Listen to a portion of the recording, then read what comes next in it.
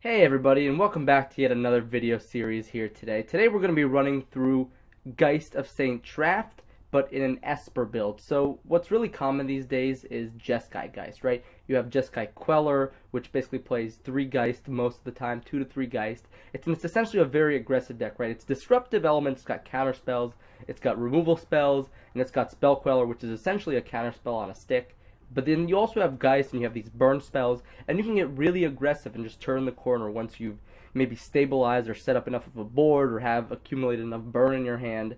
And that's really all on the back of that Jeskai shell, right? There's a lot of power built into that. So, you know, to say that that's the only shell for Geist, I think would be a mistake, right? Because Geist in and of itself is a very powerful card, and it just needs the right home. And it just needs the right meta. And I think this is the kind of meta that would be well suited for, right? There's a lot of control, there's a lot of Death Shadow, and there's just a lot of big mana, right? So you need fast clocks. So surprisingly, Geist of St. Traft finds itself very well suited in today's metagame. And that's why we're going to be looking at a slightly different shell for Geist. So I've played a ton of Geist, I played a ton of Jeskai on my channel, and you can go ahead and go through my channel and find those games. But today we're going to be trying out something a little bit different, something that is more attrition-based, something that is more mid-rangey.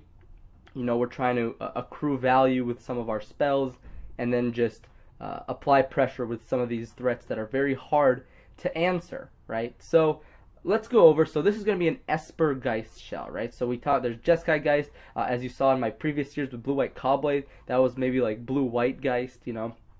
So Geist can fit in a lot of different places.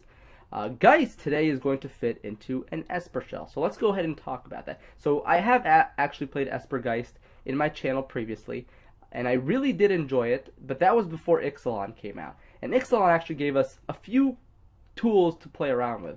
So we have Opt, which is an instant speed cantrip, and then we also have Search for Azcanta. Now, just by looking at the deck, what you don't necessarily see right off the bat is that it's actually a little bit of a graveyard-based deck, right? We have Lingering Souls, obviously works great if it's in the graveyard, whether you cast it already or whether it ended up there, yeah, whether you discarded it or your opponent discarded it or whatever happened. Then we also have Tasigur, which is a delve threat, right? Each card you exile from your graveyard while casting a spell pays for 1. So that means you can have Tasigur cost as little as 1 black mana, which means, you know, all those fetches, all those cheap 1 mana spells really help fuel Tasigur. Again, so we are a kind of graveyard-based deck in that sense.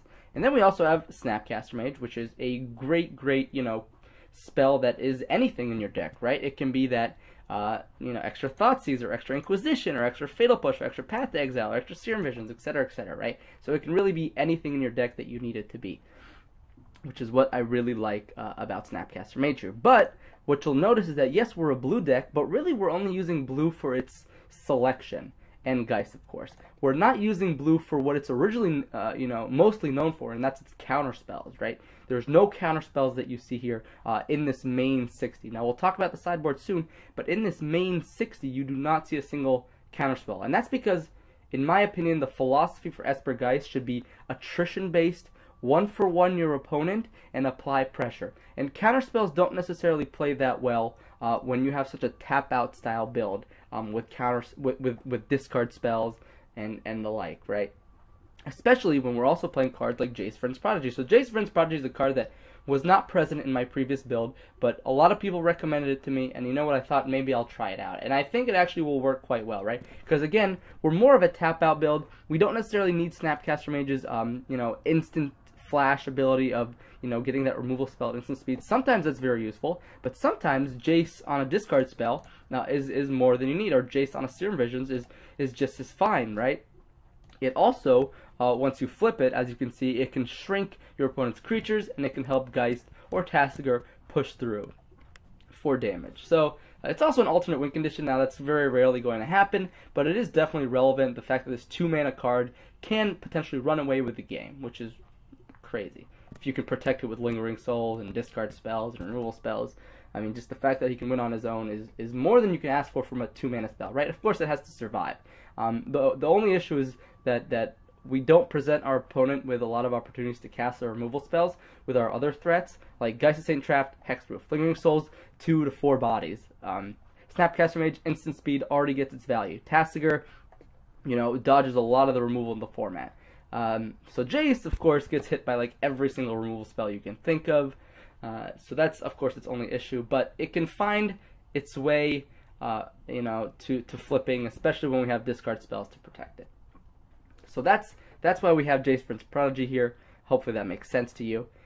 What I really like about Esper, and I think it's very overlooked usually in tap-out builds, and I like this interaction with Collective Brutality. Collective Brutality is such a powerful card. It's one of the most powerful cards printed in, you know, recent sets, and I think it really pushes, you know, the black over the top in this deck, right? You know, before it was just maybe Fatal Push, maybe some discard spells, Tasker. Collective Brutality allows you to pitch dead cards from certain matchups, and has all relevant modes, and it has at least one relevant mode in every matchup you can think of. You know, even that drain mode at the very end that you see the target opponent loses 2 life and you gain 2 life can be very relevant, because you are a Geist deck at the end of the day. You want to have some way to close out the game if you can't push through that last points of damage. What Collective Brutality does is push through those last points of damage. I can't tell you how many times I've won games because that drain effect has been so relevant, right? So, and what's really great is that you can pitch these 4 copies of Lingering Souls to Collective Brutality, discard them, you know, and essentially it feels like you didn't even discard a card at all, right? Because then you just flashback Lingering Souls. And then also sometimes you just discard maybe like a Fatal Push against Tron, and you really don't feel that bad at all, right? Maybe you took one of their Sylvan Scryings and you drained them for 2 life. You know, that's not bad at all. That makes your Fatal Push, that turns your Fatal Push into something relevant in that match, right? Where before it really wasn't.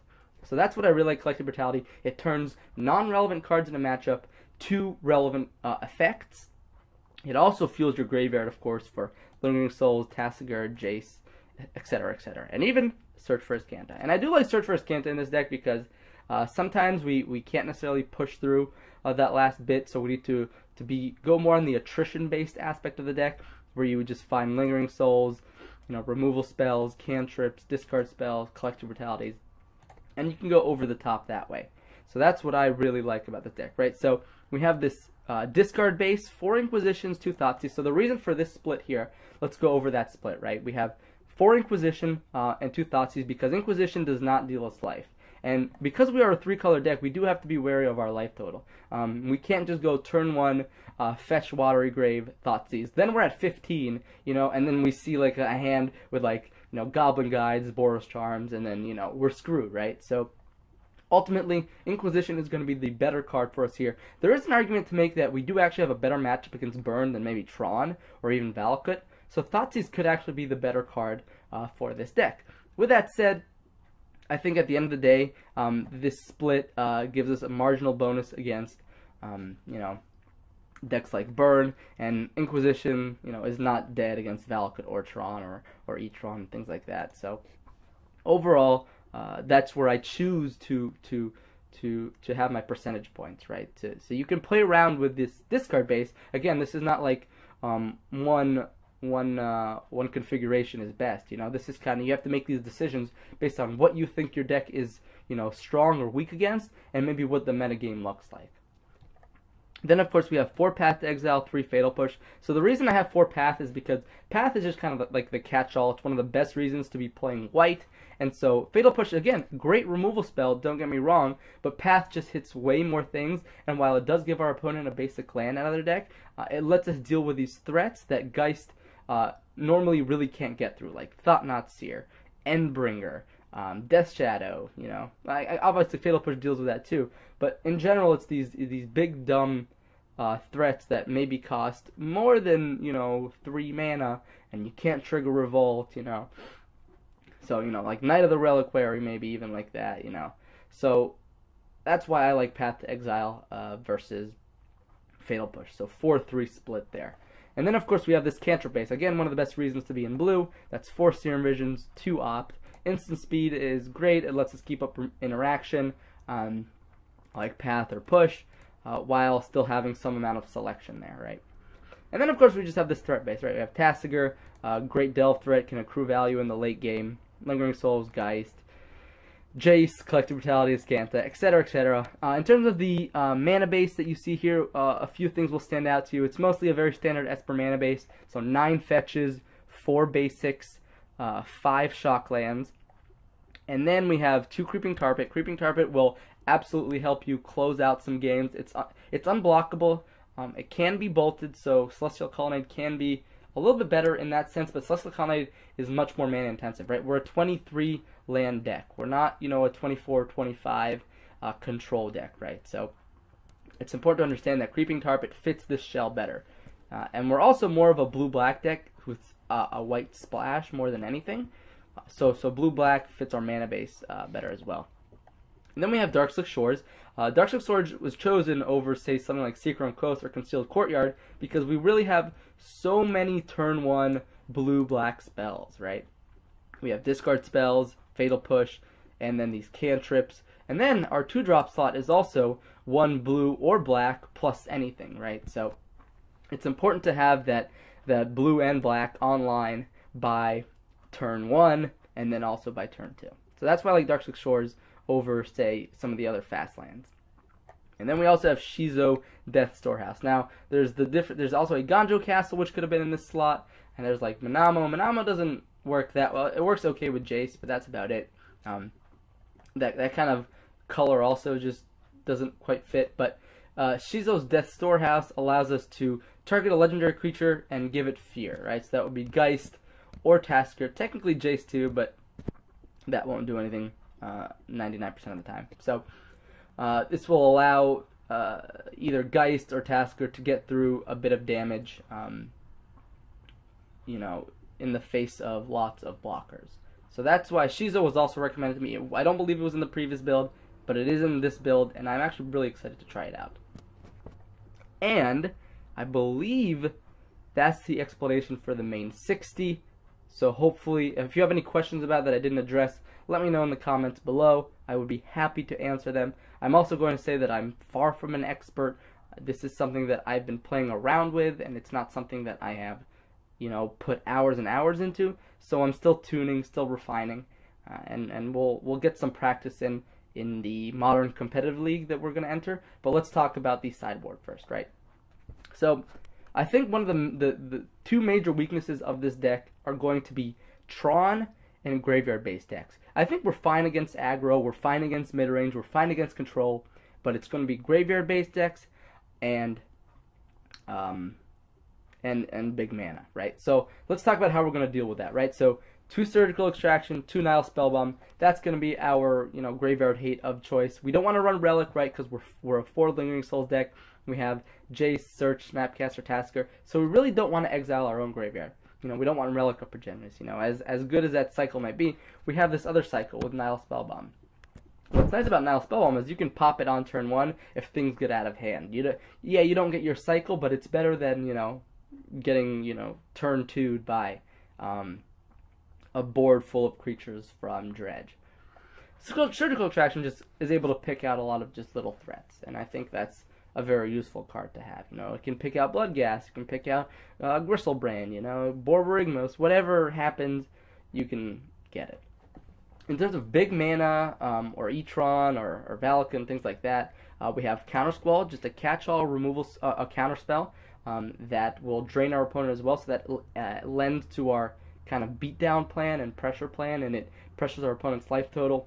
We have Disdainful Stroke, that again counters a converted mana cost, a spell with converted mana cost 4 or greater. So that really hits nearly all the threats from Tron, Valakut, and it even comes in against Storm to hit Past in Flames and Gifts Ungiven. So I really like this card. Again, Graveyard Hate also hits Storm, which is important to consider. Not just Dredge, as I was mentioning before. We have Ceremonious Rejection, which hits mostly Tron-based decks, but then also comes in against Lantern and Affinity.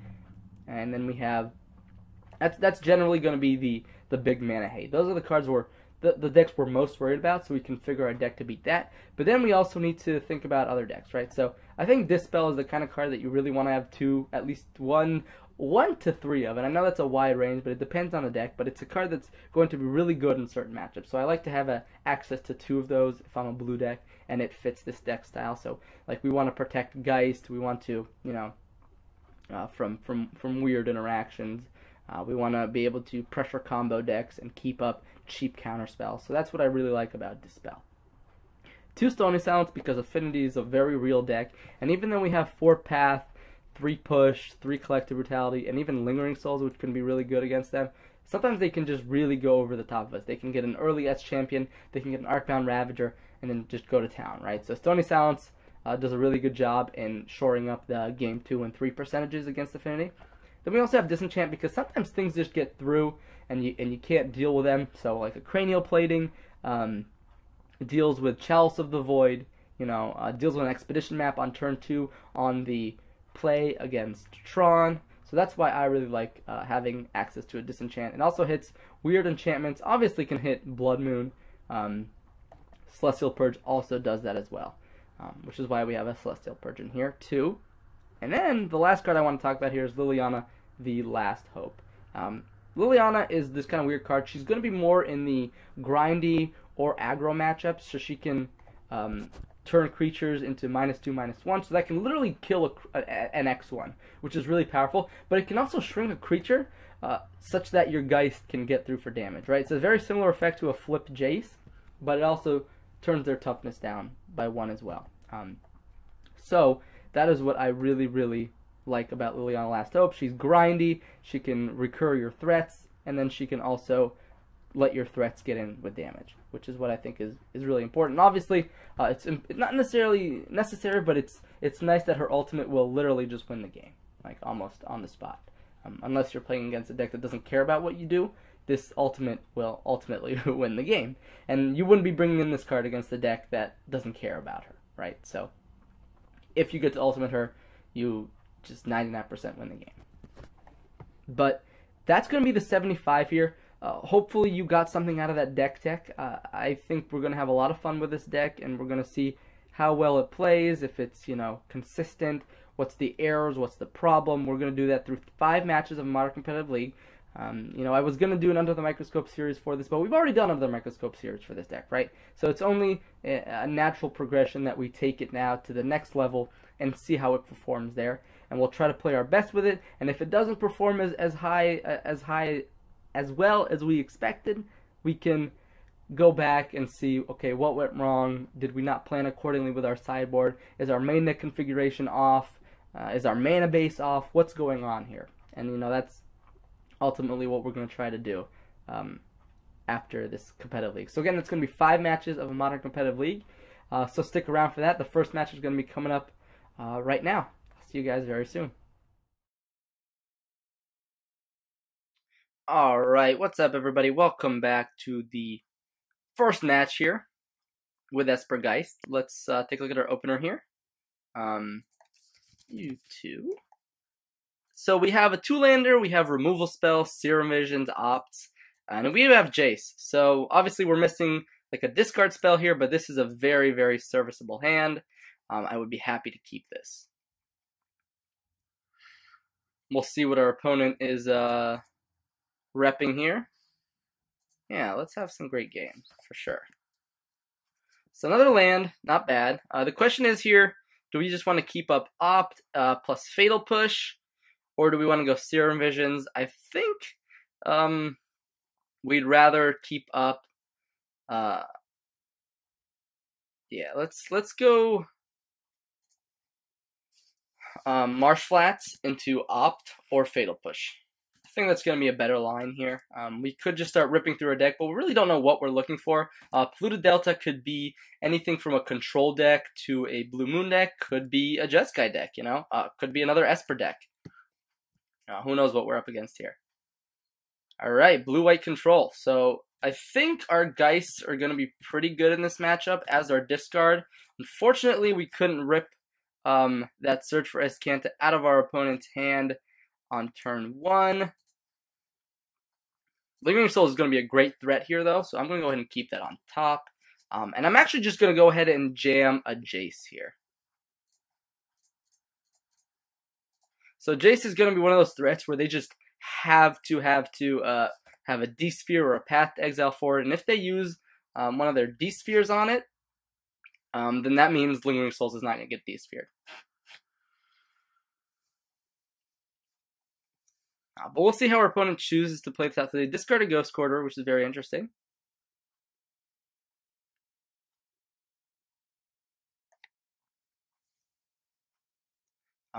Double blue means they maybe don't have double white for a Gideon. Let's see, how do we want to play this? I think we want to loot in response. We can probably discard a land here. Yeah, I'm okay discarding a land considering we're getting a land from this here. Let's go ahead and just get another, we could get a swamp if we want, but I think we just want to get another island. Interesting. Okay, so we have two options. We can go Collective Brutality, maybe plus Serum Visions here to rip our opponent's hand. I think we'd rather just get a threat online in the form of Lingering Souls. And again, I'm going to aggressively fetch here because my opponent has a lot of land hate. I don't want to start getting the basics out of my deck. You know, when they have Field of Ruins and all that good stuff in there.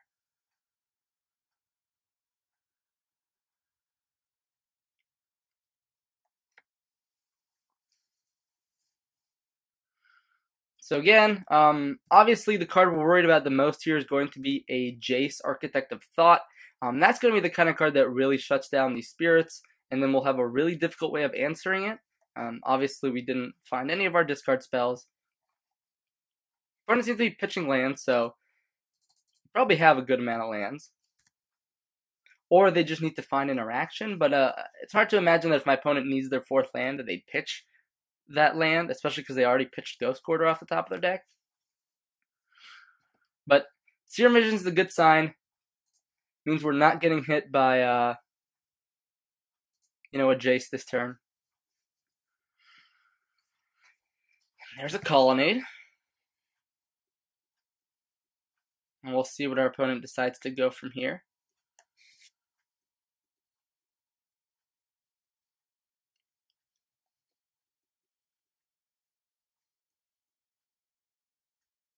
Spreading Seas, sure. So that means Creeping Carpet is going to maybe dodge something. So I actually like leading with Serum Visions before Collective Brutality,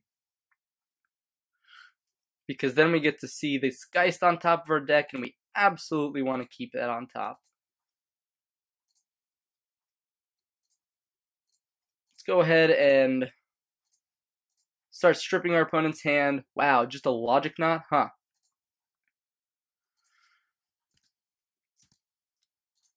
This means they do get to flip their Azcanta, which is kind of scary, right? We will need to apply some pressure. But if they topped, it means they may not want to discard here. It means we have one more turn. Yep, we've got one more turn before Azcanta gets to flip. Field of Ruin, likely going to target our Creeping Carpet here.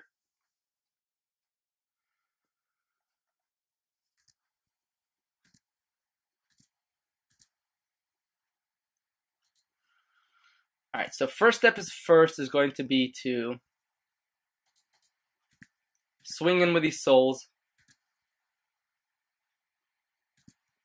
Great, that worked out. I'm going to go ahead and Collective Brutality once more. If my opponent kept something like a Supreme Verdict on the top of their deck, I would love to strip that out of their hand. This means that I can play Geist. What happened? Path to exile one of my Spirit tokens. Yeah, that's a trade I'm happy to make here. I'm actually going to go ahead and get another Plains here. That way my opponent can't cut me off with too many colors.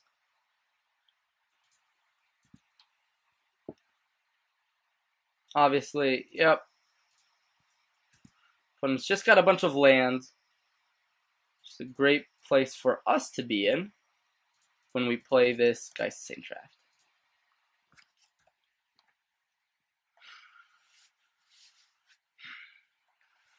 And we have the Fatal Push ready if their play is to block. Let's go ahead and get a Swamp. That way another Ghost Quarter or something effect like that doesn't cut us off of black. But now, of course, they do get to flip their Escanta, which is always scary. But let's see if they ditch. Looks like they ditched a Polluted Delta. And they played an island, or was that a plains? Played an island. So we know they have Flooded Strand plus Unknown. And now we can start applying some pressure here. Let's go ahead and put that right there. Make it a little smaller. Okay. And now we have to be wary. We don't want to overextend into a Supreme Verdict because there's a good chance they can find one off of that search for Escanta. Now they have to make a decision whether they want to just take the hit or block with Colonnade. It looks like they just take the hit. I'm not going to go ahead and make any play here. We have Snapcaster into Opt at end of turn, and we still have basically lethal if our opponent does not find a Supreme Verdict here.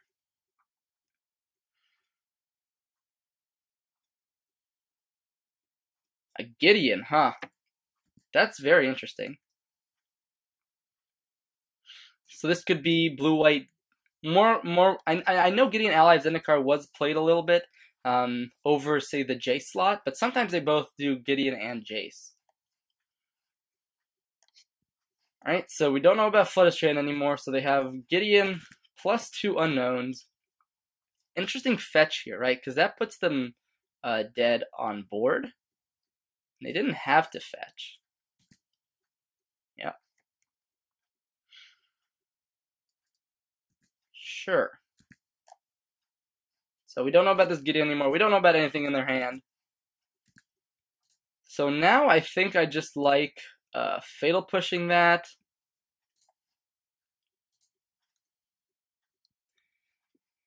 Let's go, let's just go Snap Opt. Keep digging. I kind of like that on top, oddly enough.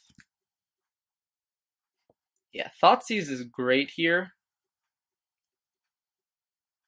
If our opponent has a Cryptic Command, they have to fire it off right now, I guess. And yeah, our opponent just concedes. Makes a lot of sense. So for this match, again, grindy match, a match we do great in. So let's consider these Dispels.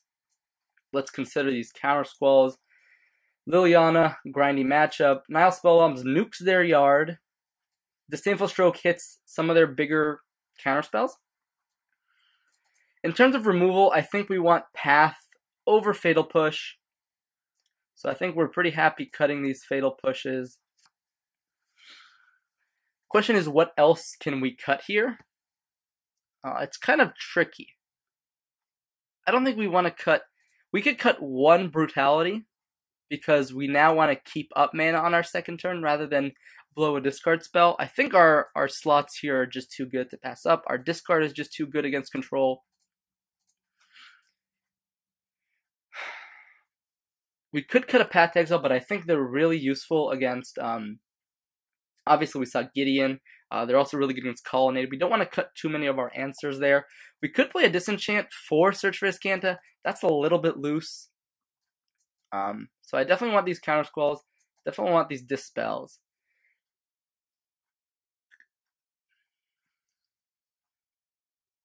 Yeah, Collective Brutality is like just okay in this matchup. I do like Liliana more.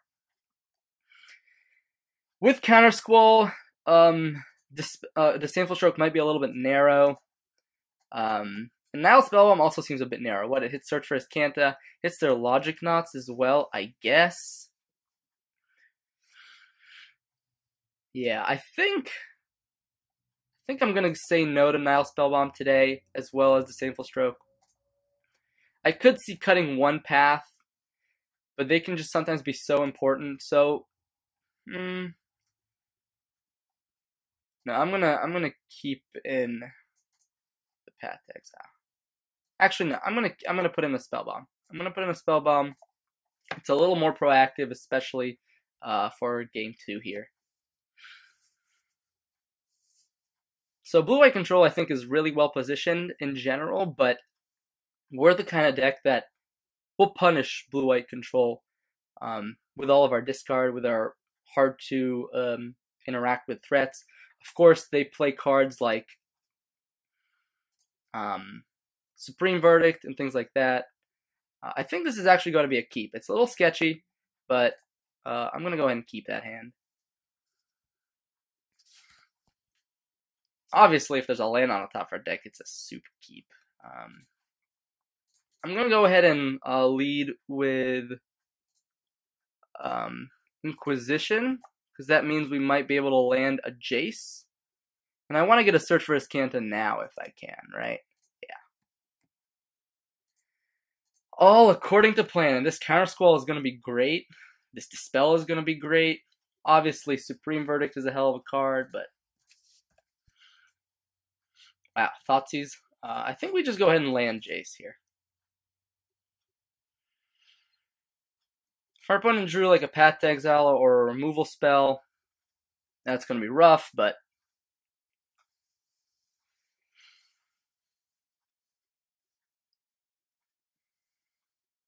Again, we do a really good job of going under our opponent, especially because they have such expensive spells at 4 mana. I'm going to be pretty happy if I get to ditch this Lingering Souls to Crucible of Worlds. That's quite powerful, actually. Oh, we get to hit another land. That's great. So is there any way we can flip Jace this turn? I think so. Question is, do I want to flip Jace? I think so.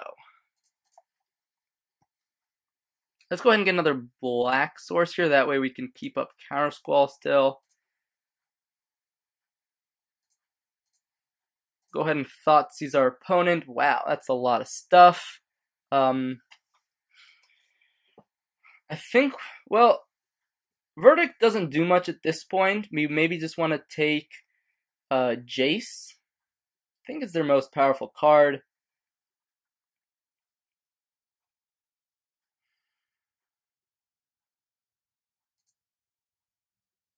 And I think here we want to go ahead and Jace. Let's discard Lingering Souls. We flip Jace. We could even just flash back Thoughtseize right away.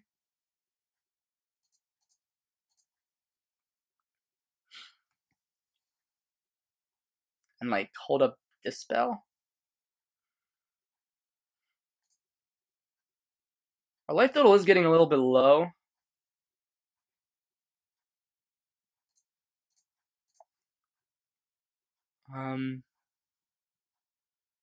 Yeah, maybe we just want to Inquisition that Snapcaster Mage out of their hand. I do want to kind of get rid of... No, I think we just get rid of the Snapcaster Mage. And then we can also Serum Visions this turn. And that way we can fix our draws. Geist is a great draw, of course. Maybe we can get that Verdict in a couple turns. But these are both great cards to see on top.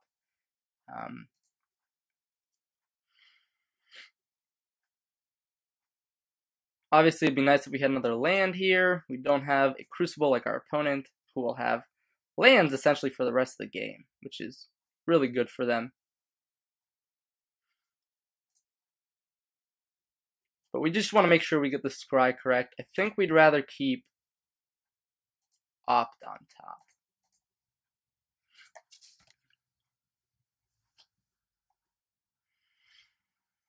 So we know they have Cryptic and Verdict.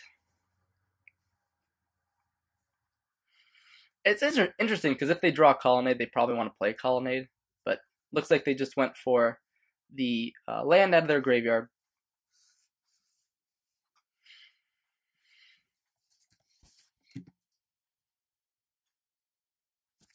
Our opponent might want to bounce Jace on our turn. Looks like they don't want to do that, which is understandable. And here we just want to pass the turn, right? We know we're drawing. If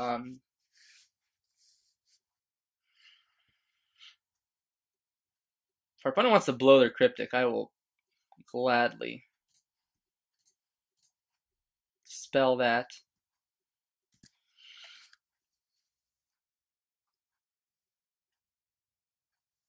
It's a Ghost Quarter. Search for Azcanta. We know their last card in hand is Cryptic, so let's go ahead and counter this.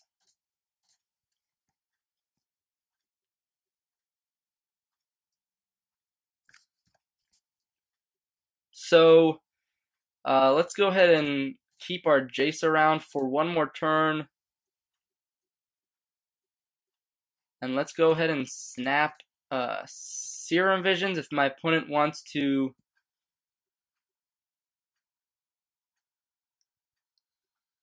Verdict a Snapcaster away. I am more than happy.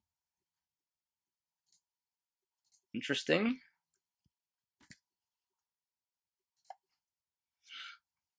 Let's go ahead and get another island here.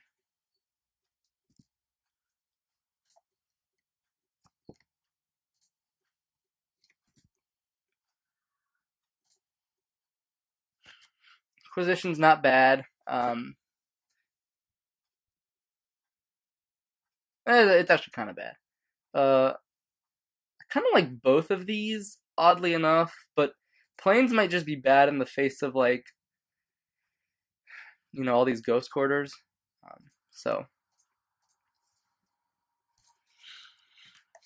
And if they want to Ghost Quarter me again, excuse me guys, I am a little bit sick, so pardon me here.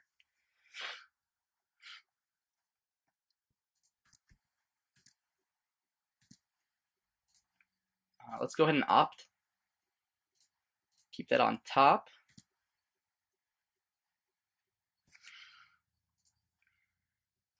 It's awkward because our black mana is kind of tied up now. I do want a Thoughtseize still, I think. I just wish I could get this Geist down.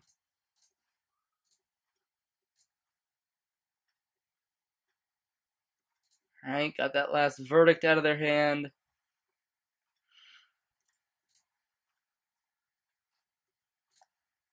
Let's go ahead and play Opt now.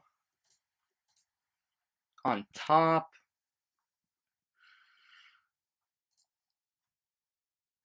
Play a Spell Bomb, which is really good against Crucible here.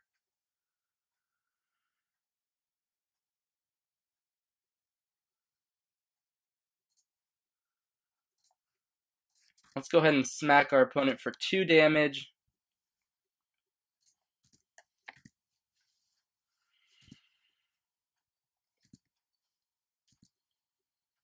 If our opponent wants to crack their Ghost Quarter, we will absolutely Spell Bomb in response. So we know our opponent is sitting on Plains. They go ahead and play their Plains, which makes, well, it actually doesn't make that much sense. We can't like Spell Bomb in response or anything.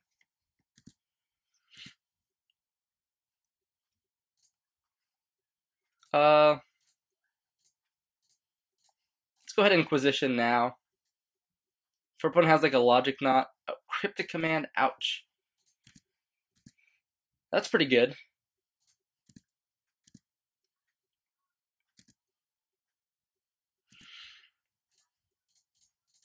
Let's go ahead and Lingering Souls here. My opponent can counter that if they so desire.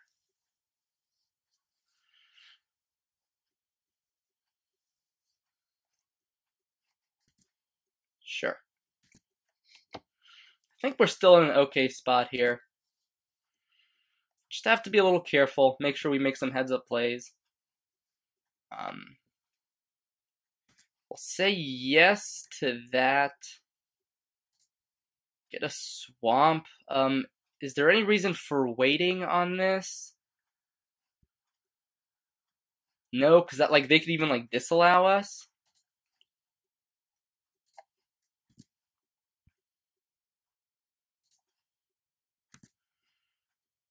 Alright, so then that just nukes the yard. Hopefully they don't have like another Field of Ruin or a Ghost Quarter in their hand. That's a Field of Ruin. Yeah, that's gonna get it's gonna get really good for my opponent here. But at least Field of Ruin won't be able to hit all of our basics, obviously. Gideon of the Trials is not bad, but it doesn't line up great against Geist.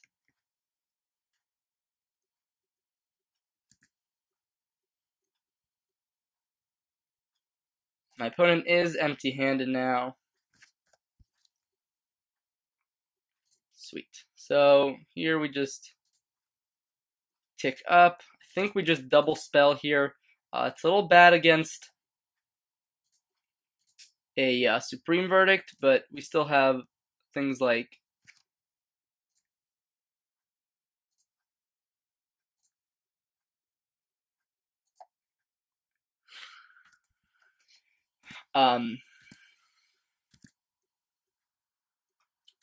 Lingering Souls to play still. But obviously a top deck Verdict here would just be insane, right? Because they could Verdict, clear our Jace, and then we'd be in a really rough spot. Alright, but looks like they just drew a Colonnade, which is very, very good for us. So here we can go ahead and clear the Gideon. And then we can keep up blockers for the Colonnade. So let's go ahead and begin combat. Attack Gideon. Attack my opponent.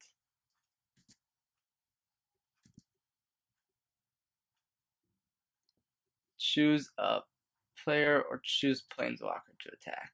Right? So 2 at Gideon, 2 at face.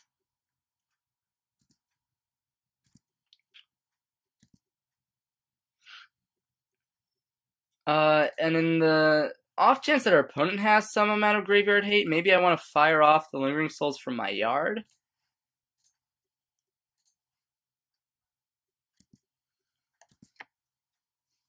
Yeah. I think this is fine. Obviously, again, if our opponent top decks Verdict here, we're in real rough shape.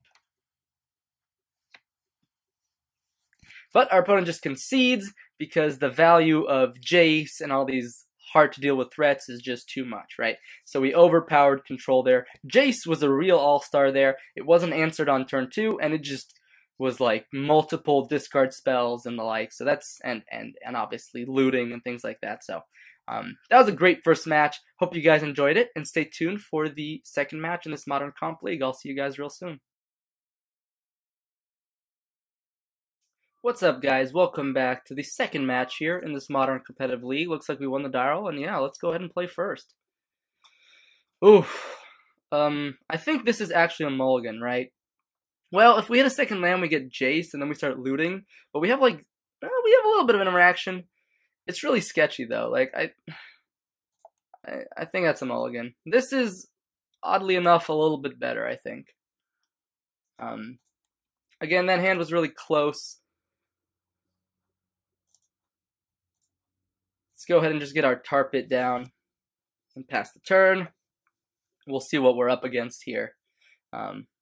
Hopefully Search for Escanta is getting this matchup. Temple Garden. Wonder what we're up against. Could be a lot of different things. Let's go ahead and get Escanta down. So right now we're pretending to be like a Grixis control build, which is nice.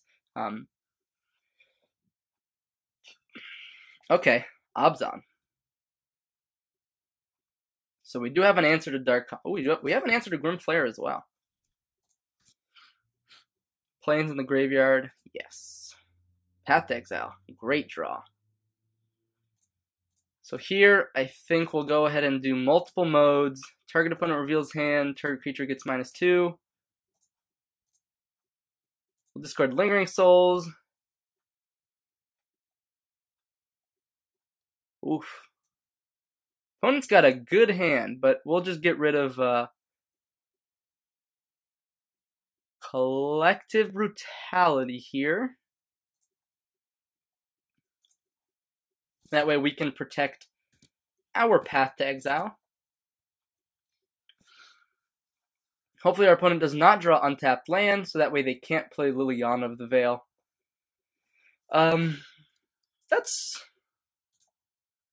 That's pretty good for my opponent's side here. Let's go ahead and get a Hollowed Fountain here.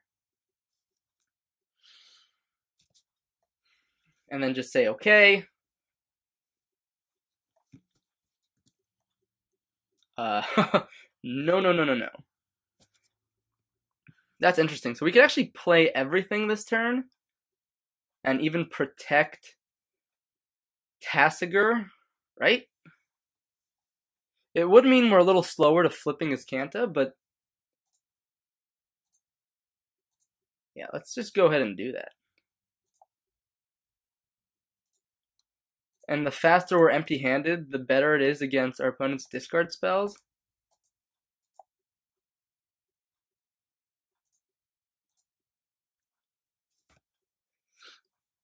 And our opponent's Tarmogoyf is only a 2/3. So this is a pretty good spot for us to be in. Hopefully we can top deck something like a Fatal Push. That would be quite good for us.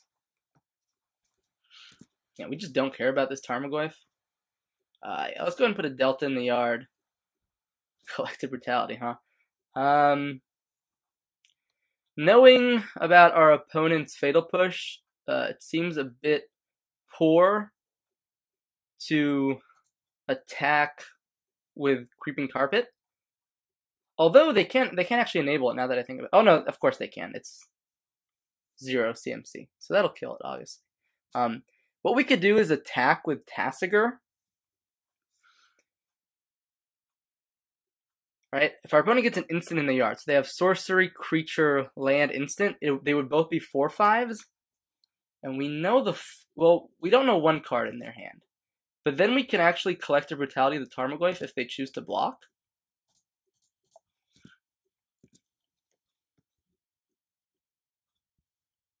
Sure.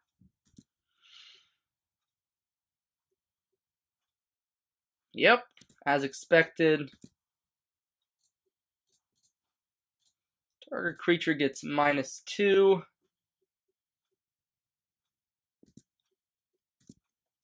And we're in a really good spot here, I think, right? So if they rip land and they go Fatal Push plus Liliana, we can clear the Liliana with the Creeping Carpet. Lingering Souls on my opponent's part is a good start. Serum Vision at the yard. No, let's go ahead and keep that. Let's filter some of our draws here. Geist seems great. Although, is attacking with a Tarpit better at this point? I think so. I think just attacking with Tarpit is just better at this point. Actually, wow. I'm getting a little loose, right? I'm getting a little too loose here. I think just activating Tasigur is better. Yeah, I'm getting a bit loose. Let's go ahead and slow it down a bit here. Getting a bit loosey-goosey.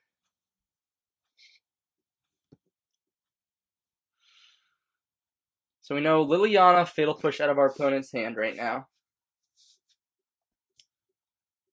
They can go Lily. They could actually down tick. We can activate Creeping Tarpit. I think I'd rather just activate Tasigur. That also puts Search for Scantha much closer to flipping. They might just give us like Thoughtseize here.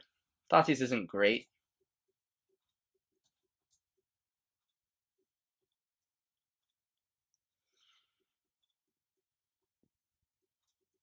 Serum Visions. Okay. Yeah. Because the thing is, if we activate Tarpit, then they just block with Spirit. And now I'm really tempted to, like, no matter what's on top, just, yeah. Well, yeah, I just want to flip this Scantha here. Alright, so this is happening no matter, well, we can't do both in one turn, so let's go ahead and start here. I don't like Thoughtseize at this point. I think Fatal Push is okay, though. 1 black, blue. Let's go ahead and clear this Liliana. And in the case our opponent has another Liliana, I kind of want to keep the Hallowed Fountain in hand to discard. Although that might be a mistake. Ooh, Gavney Township. That's scary. That is actually very scary. If my opponent just flashbacks the souls here.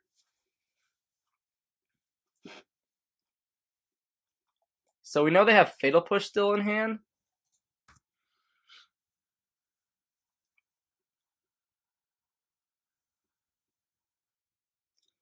So we kind of want to find our own Lingering Souls here. So we are drawing a Fatal Push, which clears 1/2 of my opponent's Lingering Souls here, and I kind of want them to commit some mana to it, right? I could have gotten in there with damage with Creeping Tar Pit. Our opponent did put down Fatal Push shield. My opponent attacks here and pumps with Gavney Township. I think I'm going to be very happy. Well, looks like they don't, so maybe they have another threat to play here.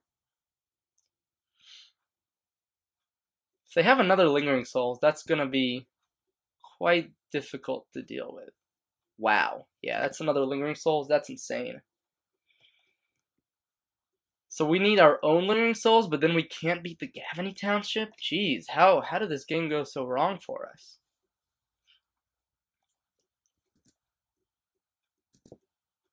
So let's first see what we find on the top of our deck here. Any order. I guess we keep a Tasigur, and then we Fatal Push one of these things.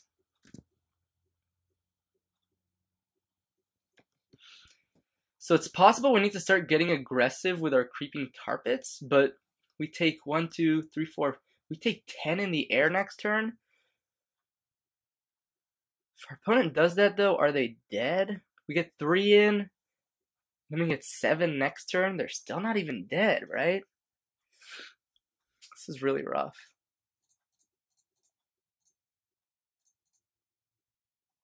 Oh, whoops.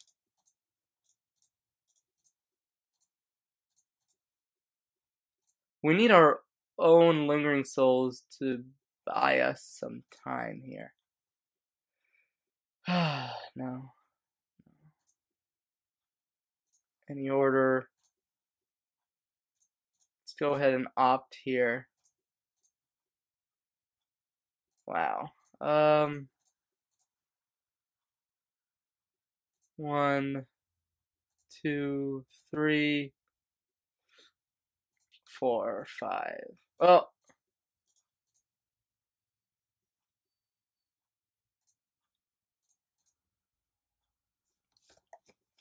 This is one of the reasons I liked having Cryptic Command in the deck before, because situations like these where your opponent just gums up the board are much easier to deal with. We're not dead yet, but we do need to find, like, we need to find Lingering Souls, like, plus Fatal Push.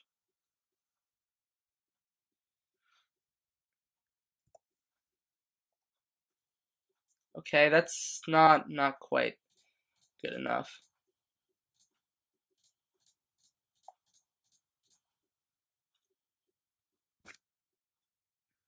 Yeah. Yep. Ugh. That's rough. I thought we had that game. That feels really bad. Liliana's obviously great against Lingering Souls. I like having a bit of discard here. Or sorry, Graveyard Hate. Celestial Purge is also interesting against Liliana. What cards do we not want to have much of? Collective Brutality is like super medium against our opponent, and we maybe want to trim on. So this is still removal for like Dark Confidant, but they were on the Grimflayer, so usually the Grimflayer builds don't also have Dark Confidant. Maybe we just want to cut a couple of Geist. And I think we want to keep our early discard, because it's pretty disruptive. Then again, if we want to keep early discard, then we also probably want Geist, because then it can strip a Liliana and put a lot of pressure on our opponent. So, yeah, it's kind of tricky. So I think Collective Brutality is super medium in this matchup. Super medium. Rest of the deck seems pretty good, though. There's an argument for Counter Squall for both Lingering Souls and Liliana of the Veil. I don't think those are necessary, though.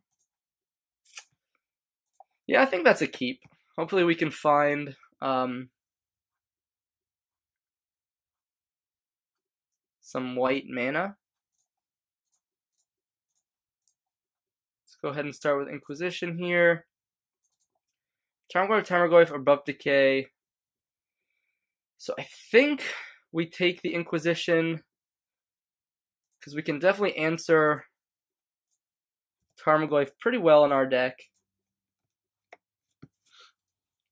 Lingering Souls is going to be probably an all-star this game if we can find the white mana, and that's the white mana. So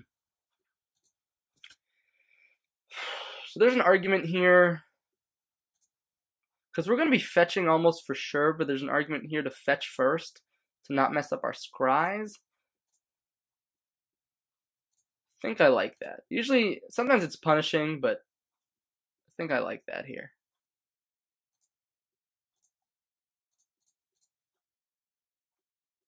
Yeah, a little bit punishing, but I like both of these on top. Because now we can't keep up Opt as well.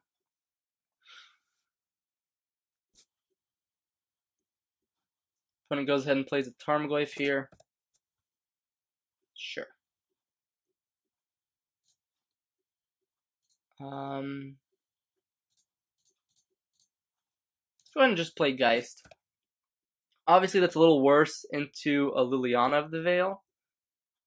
Father Shrine, Blooming Marsh, Tarmogoyf. Our opponent has 3 new cards in their hand at this point.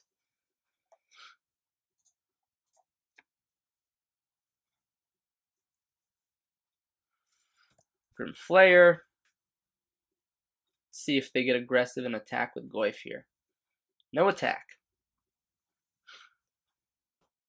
So we could give our dude Fear.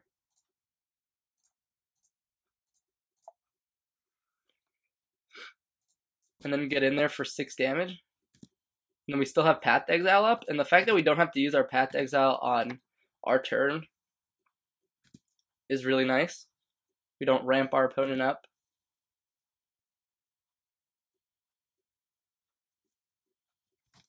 Right? Oh, and or black creatures. Huh. Well, I totally misread Shizo, but our opponent still didn't block, which is really nice for us. Really very nice. Thank you. Thank you, opponent. To draw Liliana of the Veil.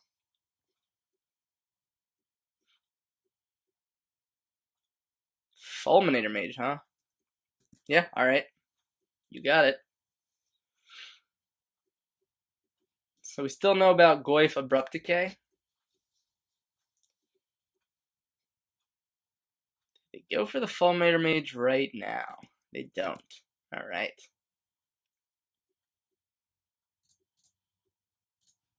Interesting that they only attacked with Grimflayer. I'm not quite sure what they're doing holding back Tarmogoyf necessarily, but I'm not going to complain.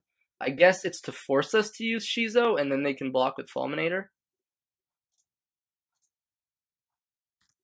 And I think we pop this right now. Let's just get another Hollowed Fountain, I believe.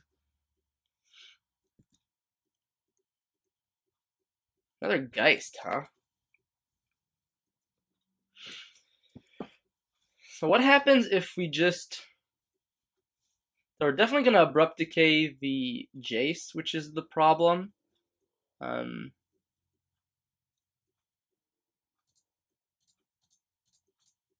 I think the play that I like here is just Lingering Souls and keep up Opt. Shizo is definitely great. If they didn't have that Fulminator, I would definitely be getting in for damage, but obviously that Fulminator is doing some pretty good work here.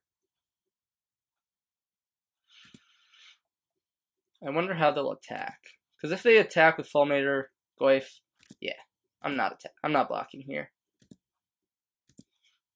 Still just 3 damage.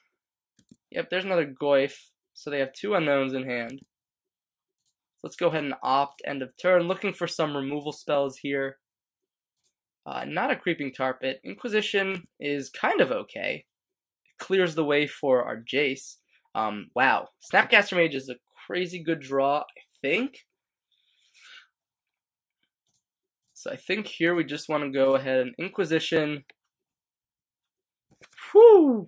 That's quite a hand from our opponent here. I think we just take Liliana, though. Leave them with some silly spells in hand. Does mean Tarmogoyf becomes a 4/5, but at this point, Liliana is just still such a powerful card that I don't want to get into that kind of game with my opponent.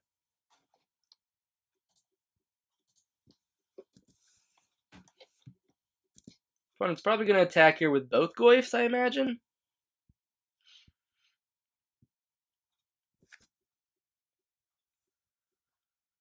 Yeah.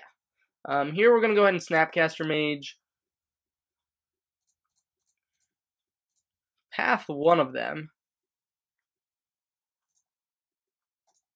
Probably should have served with the tokens last turn, or at least one token.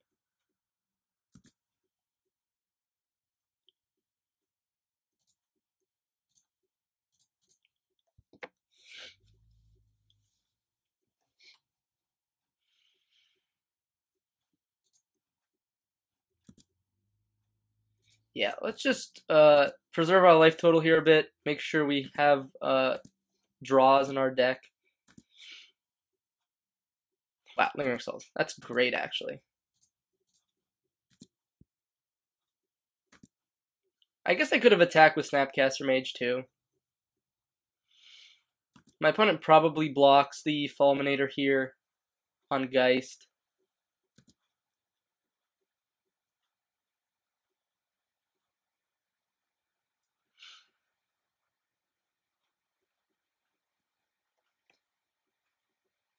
Okay, the Spirit, sure.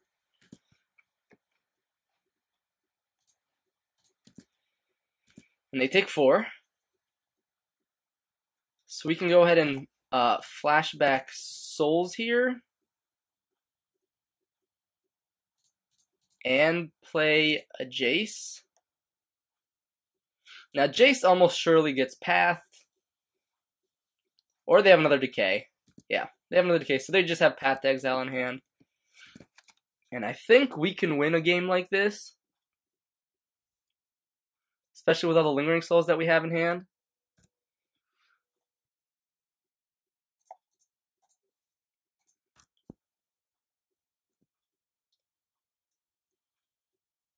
Yeah, let's go ahead and just attack here. We could even just like play Geist. And then like they can't really attack with Goyf, but then they have to attack with Goyf. Right, because they have Path. They can Path the Angel though, so let's just go for the safer play. If we draw a land next turn, we can go Geist plus Souls from the flashback. Here they probably rev up the Shambling Vent. Yep. And I think I just blocked Tarmogoyf here.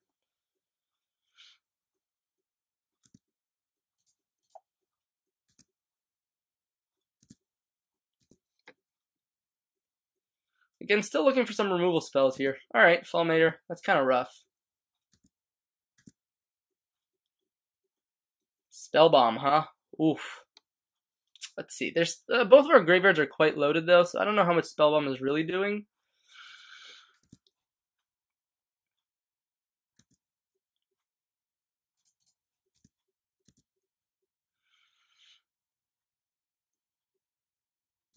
Spellbomb even gets an artifact into the graveyard, which doesn't do much. So, I think we keep Snapcaster Mage on defense to block the Fulminator Mage. And I think we want to get aggressive now. Play the Geist.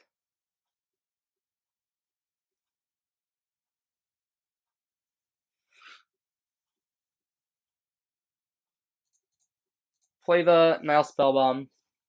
We know our opponent has Path to Exile in hand. So we just have to top deck better than our opponent here.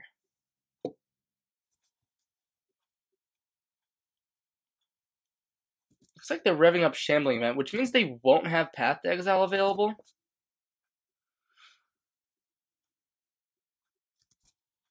Interesting. We could just take 7, go to 4. Opponent, when we have 6 damage in the air, and then that coming through here, yeah, I think we just take it.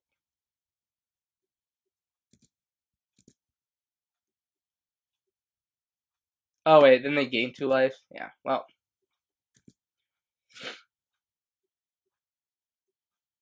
Huh. Oh, and they still have. I don't know why I'm thinking that they don't have that up. Inquisition doesn't do much against Path to Exile right now.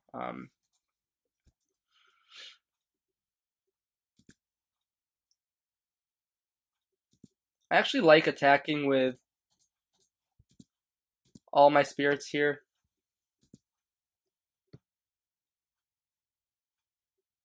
Because if they want to block Grimflare, I'll nuke their graveyard.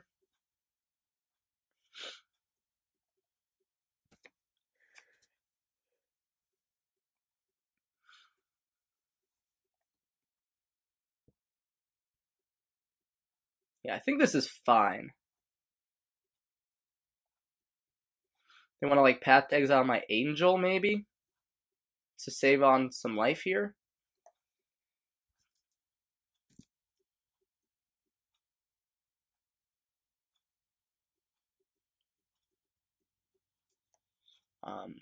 Yeah. Say yes. Probably want to get... They can't really cut us off any color here, so... Let's just get another black mana.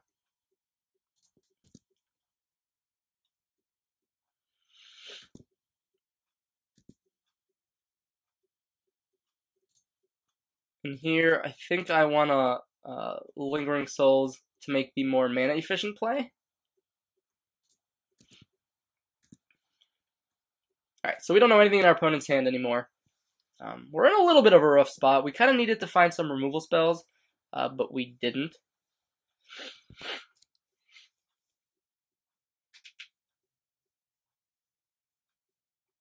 So now we need our opponent to draw some duds.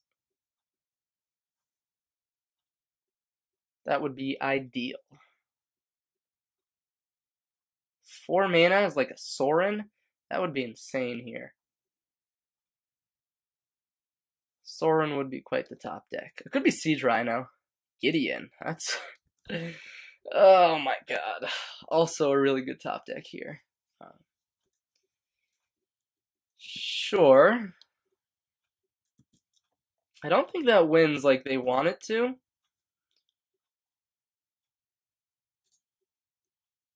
Right, they're empty-handed. Let's nuke their graveyard.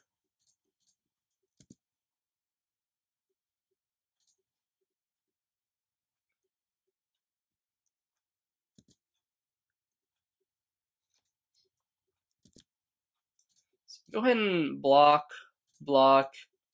and block. We take 1, but they get to fix the top of their deck.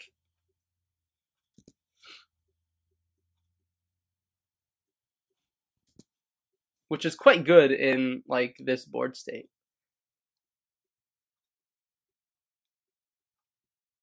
So it looks like they are drawing a card that they want. Searcher's Cant, is that enough to buy us some time? Maybe.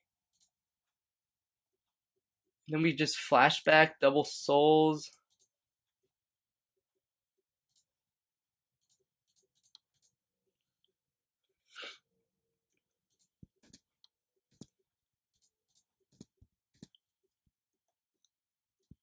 Obviously, if they have some type of mass removal spell here, there's not much we can do. Shambling Vent, sure.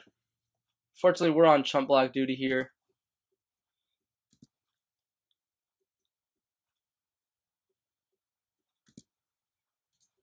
Alright, we're going to have to play a little bit faster. So I'm going to go ahead and... Because if we do make it to a game 3, I'm just going to have to speed it up here. Scavenging Ooze, oof. That's quite good here. Yes, let's put Darkslick Shores in the graveyard. Let's flip Ascanta. Serum Visions, yeah, I guess we start there. Fiddle Push, great draw, exactly what we wanted to find.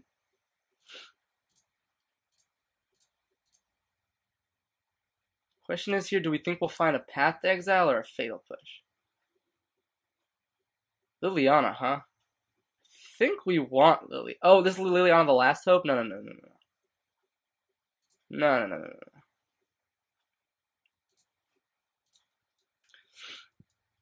So I think we actually want to Fatal Push the Scavenging Ooze, which means we can attack with 1 token here. That means we don't die to a removal spell.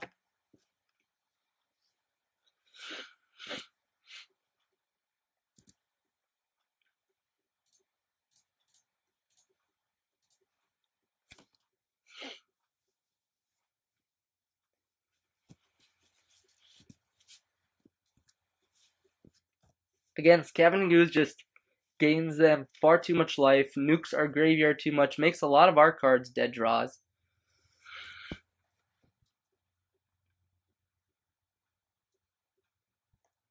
Gavany Township, oh my god.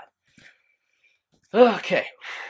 As long as they don't have a Lingering Souls, Gavany doesn't, like, kill us. Obviously, we have to block there, or we're dead. Path to Exile, such a good draw. Such a good draw here. So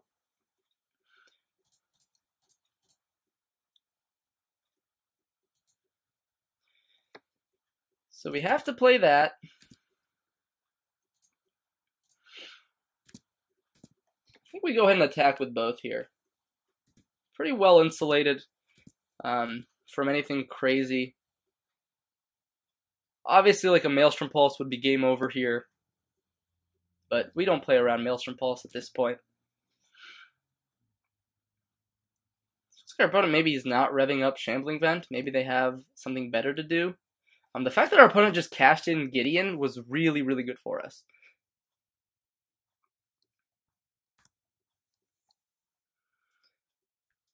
I think I'll just let Goyf eat a Spirit here if it lets me search for Azcanta this turn.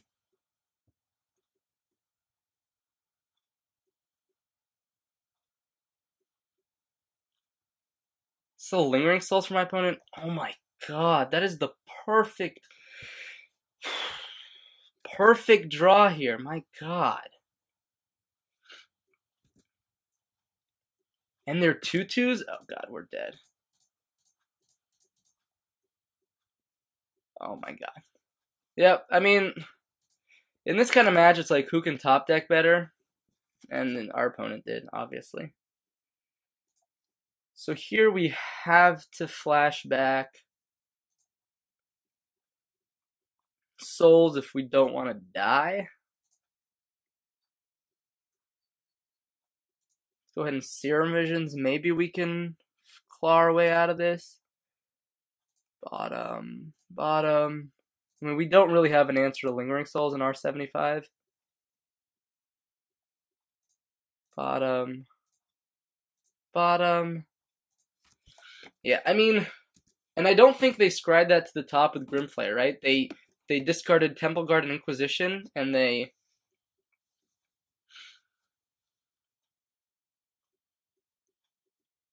Yeah, they definitely did not. So that was just a... They just drew Gavany into Lingering Souls, which is insane. Just, can you draw a land one time, opponent? Please. Alright, Shambling Vent, sure.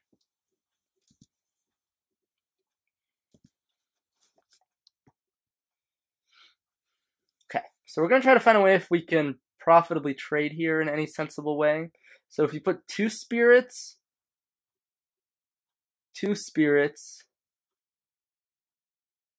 no. So we can get rid of 2 spirits here and then push Path. Yeah. So let's go to blocks. Spirit.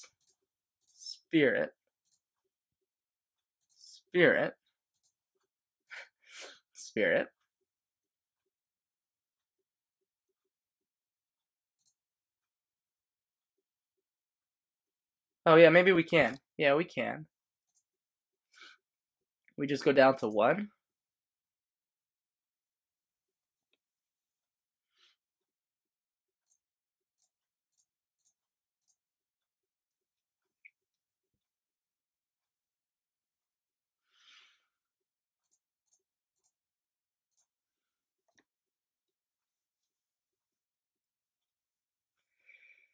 Alright, yep, I mean, that makes sense for my opponent. Do have a basic left. Should we get an island or plains? Kind of like island here. So, opponent has 3 lethal threats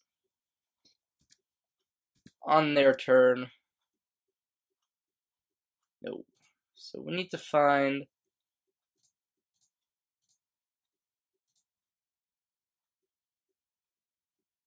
and yeah, our opponent got it. Oh man, that's such a because I feel like we could have really stabilized there, but Lingering Souls is just such a big problem for this deck, I guess.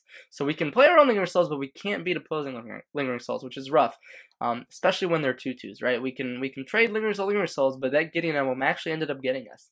Our opponent did have some really good rips there. I'm not gonna lie, they ripped really, really well, and the fact that we had like 3 lands on the top of our deck after already drawing so many lands, I mean, I think that's just really rough. But anyways, that's all said and done. Thanks for watching. That was the second match here with Esper Geist, and stay tuned for the third match in this Modern Competitive League. I'll see you guys in just a second.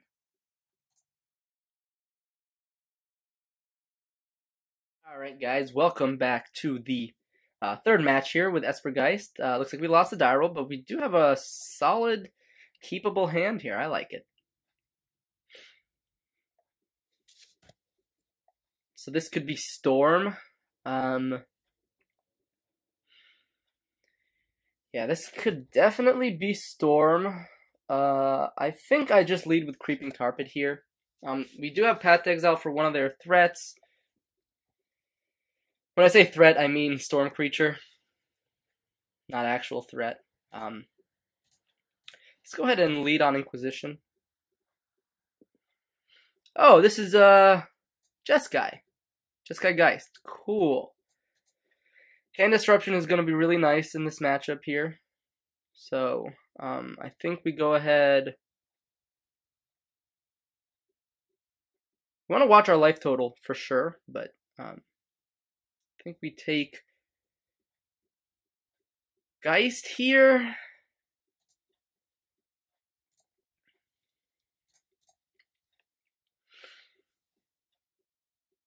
And then I think we get a Hollowed Fountain into Serum Visions to make sure we hit our next land drop. It's not our next land drop, but Geist is insane probably in this matchup, so I'm gonna go ahead and keep Geist on top. Opponent did draw another land, which is great for them, but we're gonna go ahead and strip away that we know their hand fully, so I'm going to go ahead and Serum Visions first. Wow, still no lands, huh? That is rough stuff. Again, we'll keep on stripping their hand here as best as we can. Trying to hope to land a Geist next turn. My opponent might want to Helix me here, which is totally understandable, but looks like they don't. So we'll take Queller, because that's repeatable damage and a threat.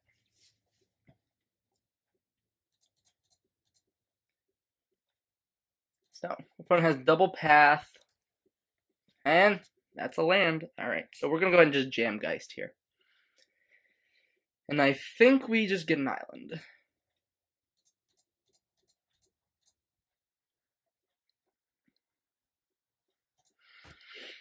Alright, now we get to see which is the better Geist deck. I do love me some Jeskai Geist for sure, but Serum Visions. Okay. Yep.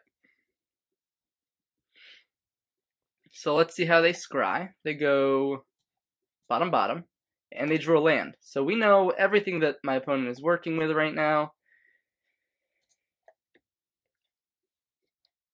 They just go Helix face. Yep. I mean, it's gonna be kind of a race here.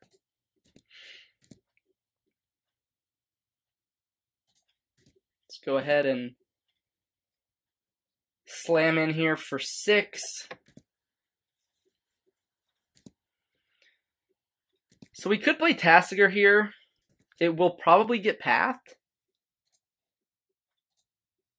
And then that takes away our black mana for the turn. But then we can have yeah, I kind of just like keeping Well, and then Snapcaster Mage just gets hit by Opt. So maybe we just want to Opt on our main phase. See if we can find like a Lingering Souls maybe. So we know exactly our opponent's on a 3. Wow, it's a Lingering Souls exactly. Perfect.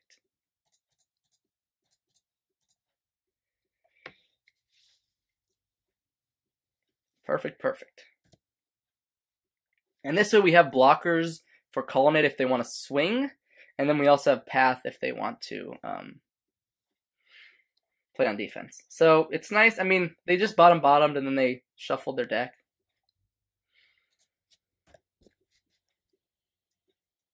So here their plan is almost for sure block with Colonnade. Thankfully we know their hand, and we have Path to Exile.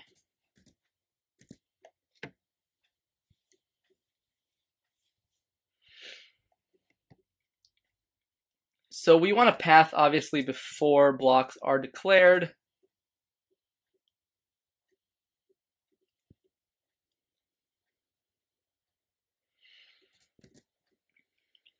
They could have floated a white and Path the Angel. And given everything here, the best way that we don't lose, I think, is going to be to just flashback Souls. It's really tempting to cash in our Snapcaster Mage, knowing they have Spell Snare. But I think this is just best. Preserve our life total. No reason to put ourselves in like Helix, Snap Helix range. And knowing your opponent's deck is really helpful because this Jeskai Geist Queller build does not play Supreme Verdict in the main deck. They sometimes have one Settle the Wreckage or Verdict in the sideboard. So, see, they can Path the Angel and a Spirit Token, but they take 5, so they're not dead. But then we can also rev up Creeping Tarpit.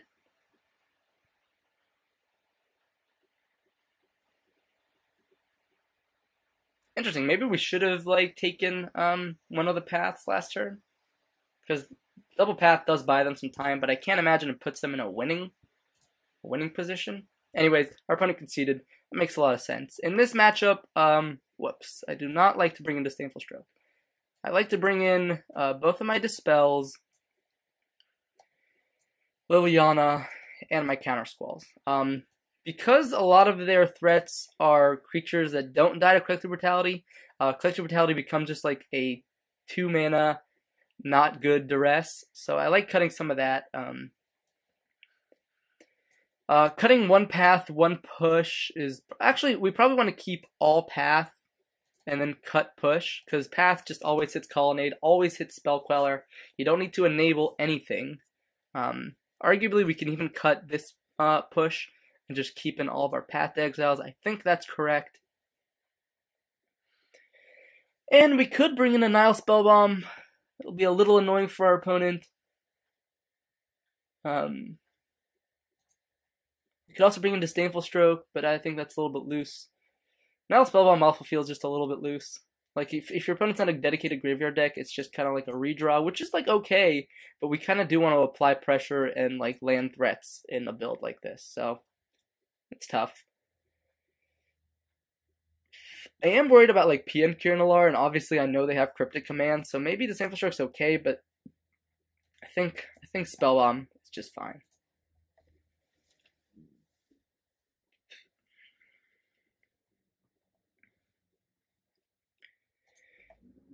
Ooh, excuse me, guys. So this hand is absolutely not a keep. That is going to be a straight mull. Yeah, I'll keep it. I'm not happy, but I'll keep it. Yeah. Alright, hand's fine.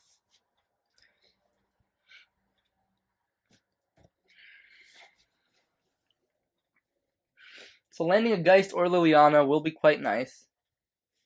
Excuse me, guys. I'm so sorry. It's freezing in here. I'm sick. It's just the worst combination. Let's see how our opponents cried. Again, top, always scary when you see a top from the opponent. I'm actually going to play this Flooded Strand here because I think there's a higher chance I'm going to fetch basic Swamp with this Liliana in my hand. Interesting. So they could easily have Spell Snare here, right? Getting our mana online is really important, so let's go ahead and... again, I just want to hit land drops. Question is, do we play around a potential Spell Snare here? Yeah, I mean, we don't need to get the Search for Azcanta down right now. We can kind of play a little bit of a longer game. Jace, doesn't seem so bad. The question is, will we have time to play all these spells? I don't like Jace as much right now. I think I just go bottom, honestly. I think I want to hit land drops. And now we kind of want to hope our opponent doesn't have a Geist here. If they do, we have our own Geist as well. In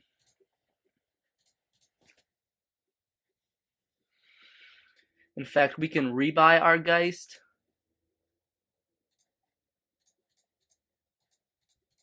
So now we just have to hope our opponent has less Geist than us. Because I will absolutely trade Geist here. I will 100% trade Geist. But these matchups do sometimes come down to who plays more Geist. So as you can see, obviously it's hindsight, but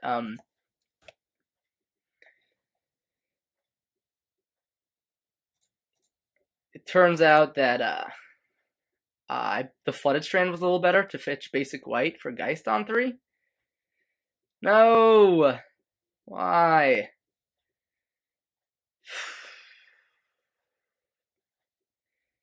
And now we're dead, right? We've got to be dead.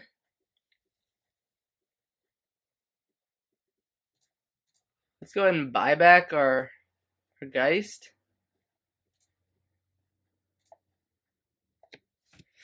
So like Lingering Souls would have been okay there too. So it looks like our hand disruption came a little bit too late. This is what's so great about the Geist deck, is that sometimes you just don't care what your opponent does, and you just slam a Geist and it's just like game over, you know.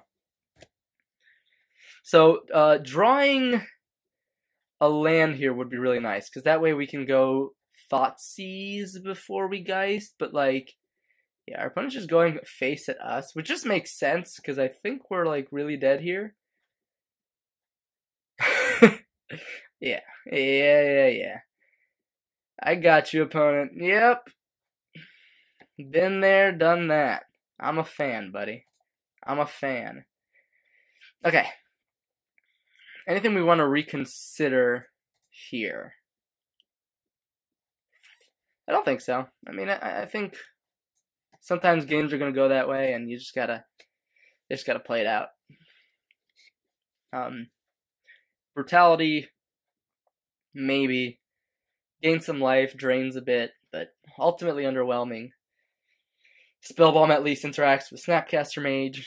Yeah, I think this configuration is as good as it's going to get. Jace is obviously very poor in this kind of matchup, but it is a turn 3 Geist. A little bit land heavy, but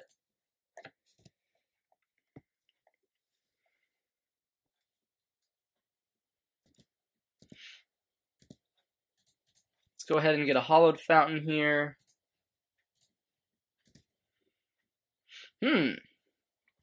Interesting. Do we want to keep up Counter Squall for potential Search for Azcantas? Maybe.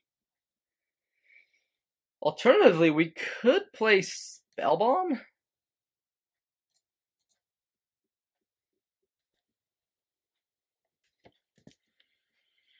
Yeah, I like Spellbomb here too, actually. That's not too bad, because it means that if our opponent fetches here, we can actually turn them off of Logic Knot. Assuming they play something like a Sulphur Falls, or they shock in a Steam Vent, or something like that. Or maybe even they just play an island.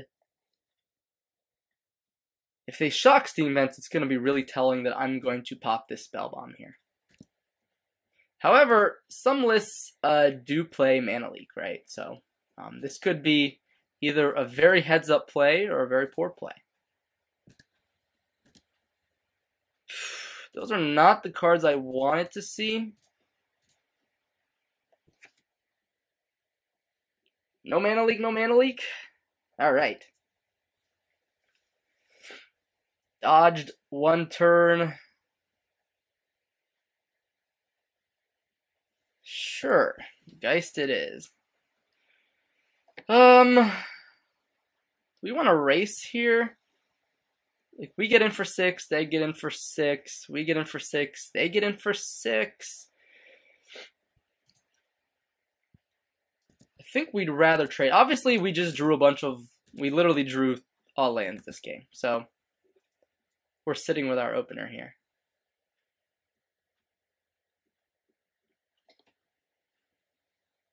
Does my opponent want to trade here?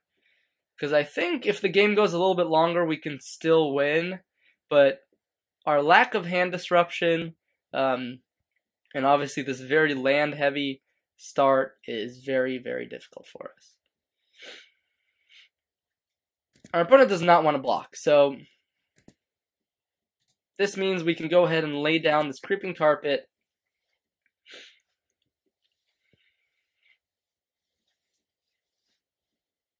So our opponent going to shock. Our opponent shocks, which is, I think, good for us, because it means we could have a chance of winning the race.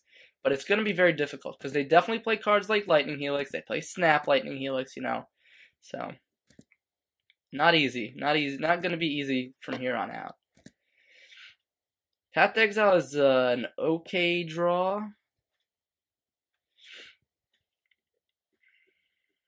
Let's see. Will we need all of our mana this turn? Maybe?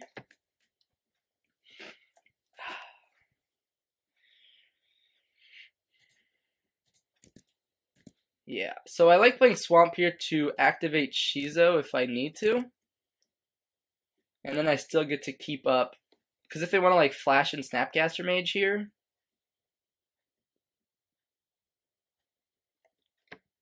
they could also just like Path the Angel, and considering how many basics we've drawn, I mean, Path is almost just like a time walk at this point.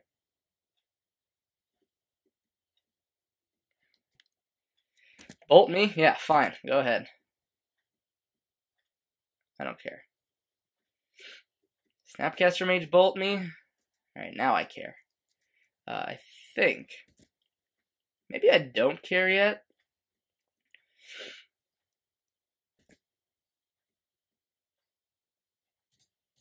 Now let's just go ahead and Path Snapcaster Mage.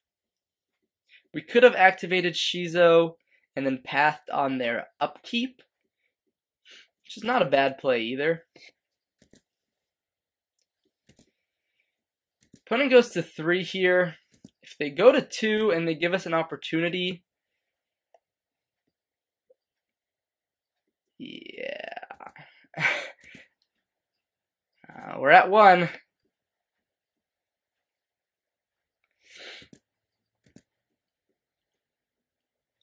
Sure. Yeah, this is rough. This is rough. The fact that we only have 1 white source here is actually really painful, because we could have pathed that Angel and then we would be dead to 2 burn spells instead of 1. Thing is, obviously, I don't think we can beat a Bolt here, because they have like Bolt plus Cryptic, but that might have been one of the reasons to path on their upkeep. Yeah. Because something like this can happen, because now they have Bolt plus Spell Queller plus Cryptic Command.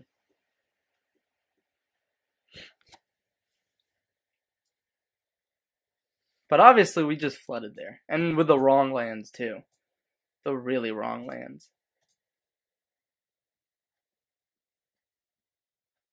And Electrolyze. Yeah, so ultimately we would not have been able to beat their draw, but that's a real shame, because I really think we flooded hard there. Like this is a matchup that we can very, very well win, but obviously drawing 7 lands, that's too much. Anyways, thanks so much for watching, guys, and stay tuned for the 4th match of this Modern Competitive League. I'll see you guys very, very soon. Alright, what's up, everybody? Welcome back to the 4th match here. with Esper Geist. And we're playing as Holy Shamgar, big fan.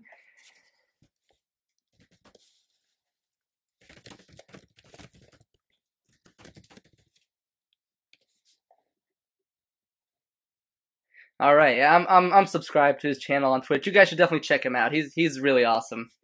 I'm a big fan of his.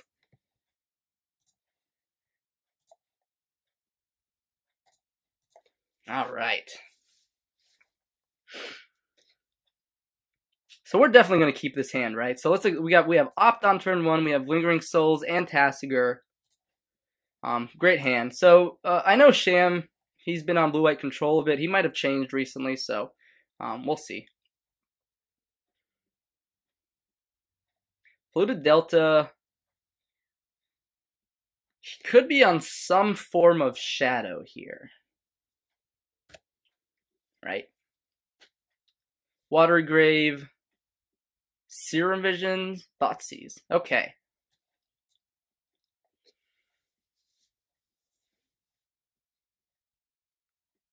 They probably take... It's tough, because I don't know what their hand is, so it's really hard to say. Lingering Souls is obviously a beating, but it has flashback. Opt means we don't do anything for the first few turns.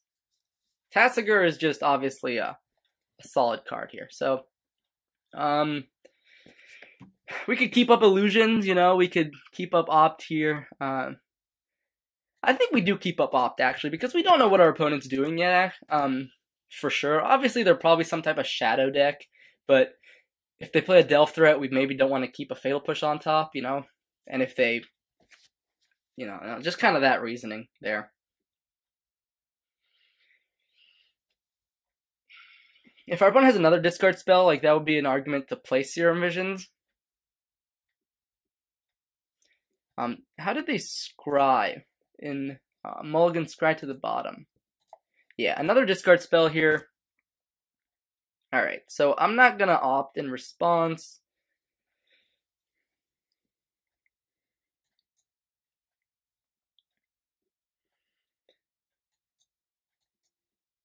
It'll be interesting to see what they take here. Obviously, 3 cards in hand. They could very easily play a Shadow, but we do have a lot of answers to Shadow in our deck, right? We have 7 answers to Death Shadow. 1 mana answers. So we don't want to auto-yield here, right? Because we want to make sure that if they don't take Opt, that we can still cast it. And obviously, Sham is probably streaming right now, so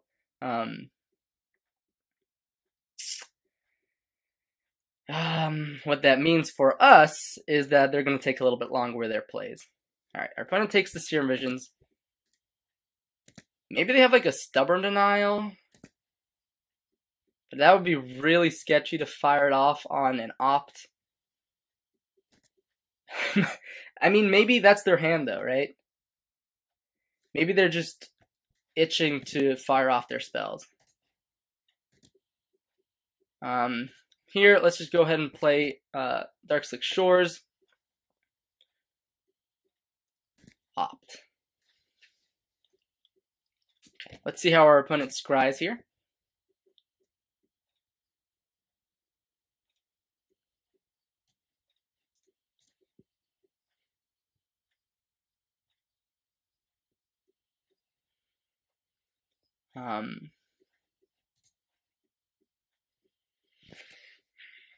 It'll be interesting to see because generally Death Shadow decks have a really difficult time with Lingering Souls. Looks like they scried to the top. And they found a Delve threat, which is really nice for them, right? Inquisition here. I don't really want to fire that off right now. I think I'd rather just pick up my planes and just slam the Lingering Souls. Obviously, if they have like a Death Shadow here, I'm going to be a little upset that I didn't fire this off. Wow, they discard double land off the top. That's nice. Although maybe they need lands, right? The question is, do we preserve our life total here a little bit? I think we can take this one hit.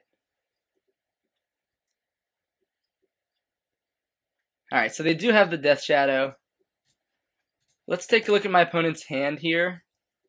Stubborn Denial, Snapcaster Mage, huh? I think we take the stub. We take the Snapcaster, or do we take the stub? I think we take the snap. Right, so we put our opponent to 8 flashback souls. We're going to be 1 off of lethal here.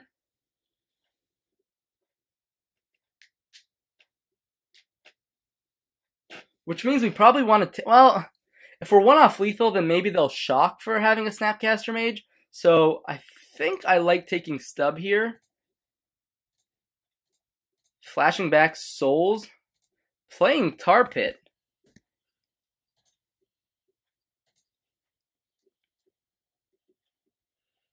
Yeah, and I like getting aggressive here. But it does have a fetch. If they fetch, they die.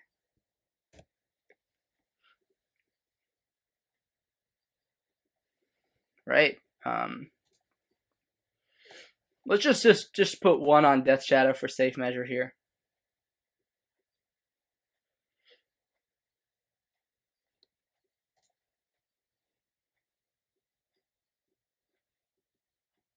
Collective Brutality. Wow. I knew I was drawing that. Interesting. So how do we survive a little bit longer?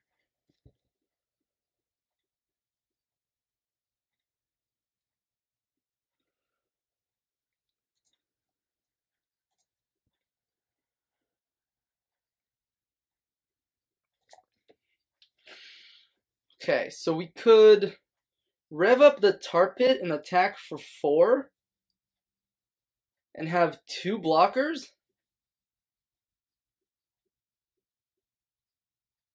And then we can do the same thing next turn.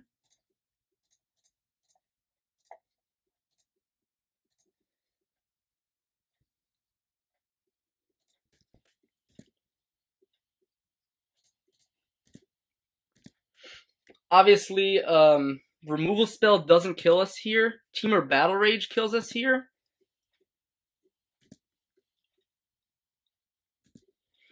So we're giving our opponent 1 turn to find something. They go Snap Scour. Yep. Essentially a redraw, essentially. Again, so it looks like our opponent doesn't have red, so they would need to top deck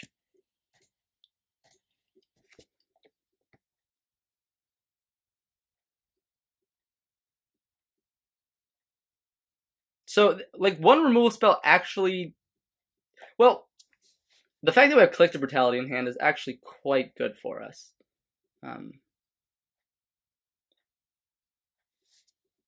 See, my opponent's probably just going to attack with everything.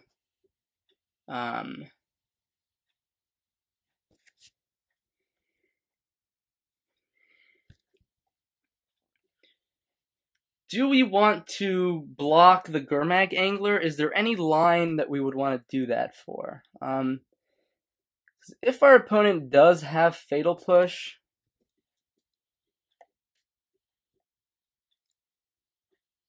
it could be really bad for us. So we definitely have to block the Death Shadow. The question is, do we block the Gurmag Angler too? I think, right? Because, yeah, I think we do. This way we can also fetch here.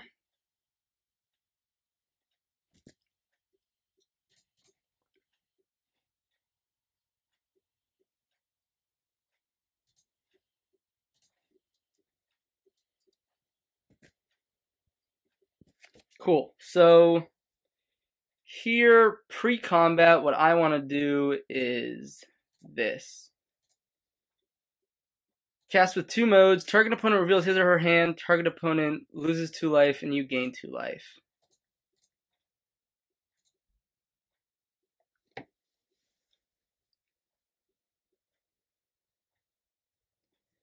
Alright, and our opponent concedes. Whew! That was close, huh? Alright, so we definitely want Purge in this matchup. Definitely maybe want the Spell Bombs. We'll consider that on the side. The spell is also kind of interesting, but also not interesting. Liliana is great if we end up getting in the grind, but obviously she just gets countered by a stub. Really hard to resolve her. So we don't actually have much tools here for... I think Counter Squall is just a little too expensive, and it actually kind of helps them in some cases. Surgical Extraction is not the game we want to be playing. Now Spell Bomb is just, like, okay. It does help against Snap, and I think, like, we wouldn't consider more than one Dispel. So the question is, do we have anything in our deck that we don't necessarily want against Shadow? I think that's where we have to start. We can trim on Thoughtseize a little bit. Like, Hand Disruption is good, but it's not great. Because we do end up getting in, like, top deck mode quite often. But it does help clear the way, right? It did help clear the way against, or it could have helped clear the way against, you know, stuff for my opponent. So I think Collective Brutality is a safe cut as well. Liliana, she's grindy, she's cool. If our opponent has a threat light hand, she just eats Snapcaster Mages for easy. And maybe like Collective Brutality is just like so bad in this matchup that we just want other stuff. Like just like one Dispel. I think this is a good place to be, right? Make sure our threat base is intact.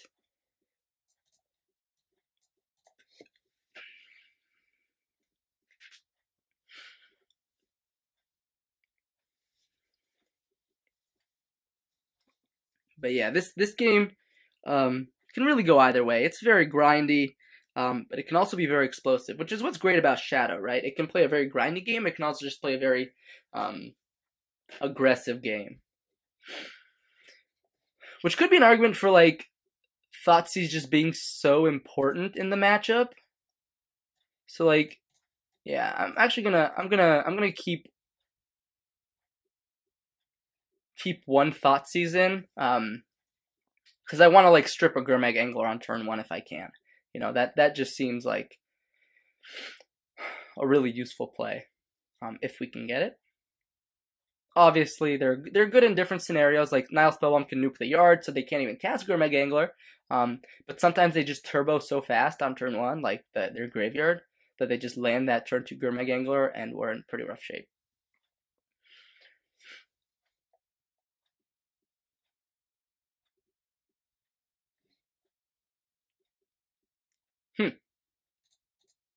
Yeah, that's a keep, right? We have a really solid threat base here, and we have Cantrip and Disruption. So obviously we're missing the removal aspect. Our opponent on that 61 card special.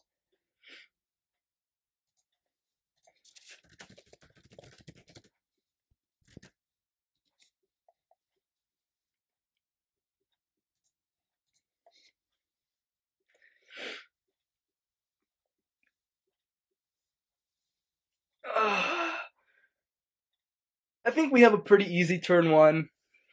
We have Inquisition if we can. If not, we leave up Opt.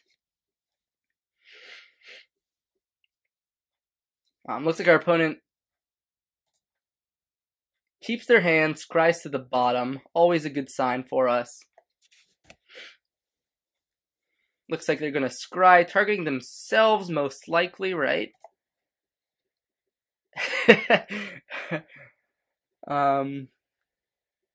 Yep, targeting themselves. Steam Vents, Serum Visions. Alright. Or maybe just Opt? Or maybe they just didn't, right, they just didn't want to draw the card on the top of our deck, right? So, drawing a land was fantastic. Sure, that gets stubbed. That's a shame.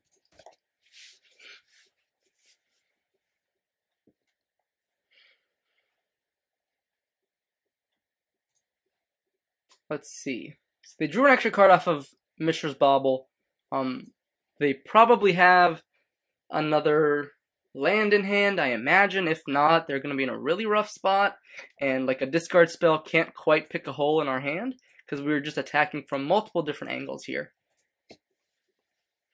This is one of the matchups where I really like Path over Fatal Push, right? Because Fatal Push is great against like the Jund variants of Shadow, but Path is just this catch-all spell. A lot of decks don't play that many basics these days.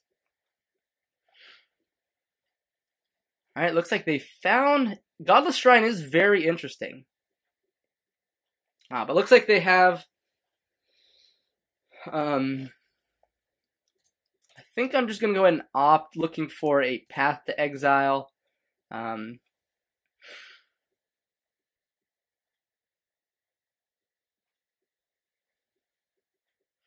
think I just want to go ahead and get a Hollowed Fountain here.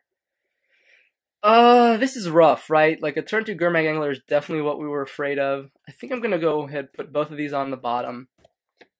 I definitely want to find a...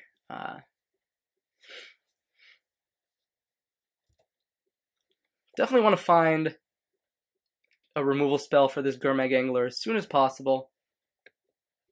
This spell, not great. So here what I like is setting up Geist and then having a bunch of Lingering Souls to protect it.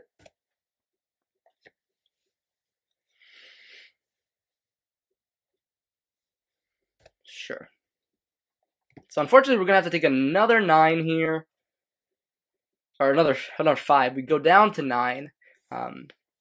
But then hopefully Lingering Souls will be able to, you know, help us stabilize this game.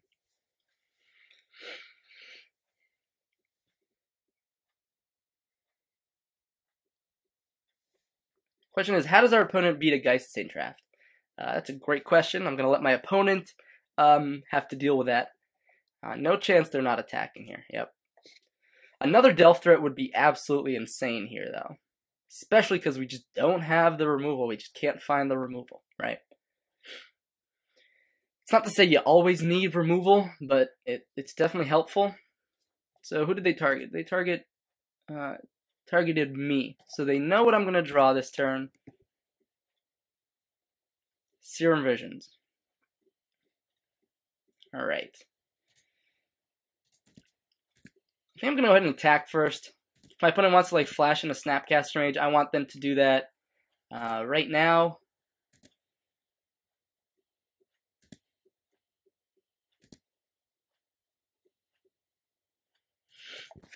I'm going to go down to 8.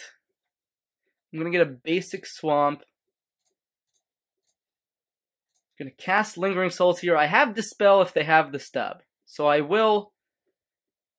looks like they don't, so I'm going to go ahead and Serum Visions instead. Another Lingering Souls is always welcome. Obviously, Engineer Explosives would be quite a beating.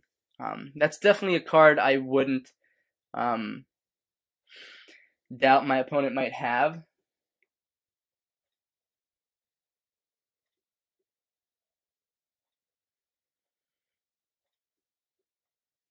Here they might be thinking like, okay, end step Kolaghan's Command. They might also be thinking like Thought Scour me, like I topped a card, you know. Is it Path to Exile? It could be.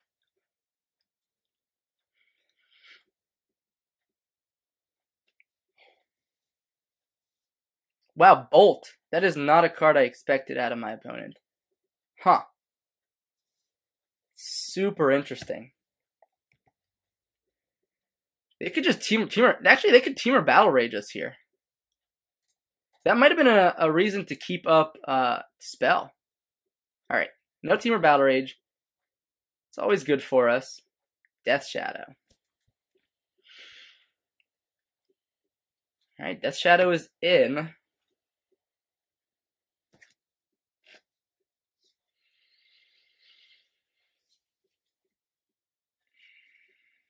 Alright, so I think we'd rather flash back Lingering Souls.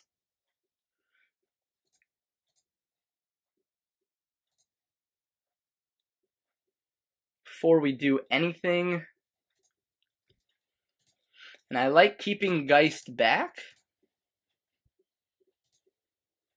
2, 3, 4, 5. We have our own Delve Thread here.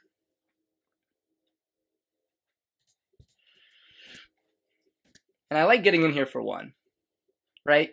Because then I have, yeah. Because I have chumpers for days.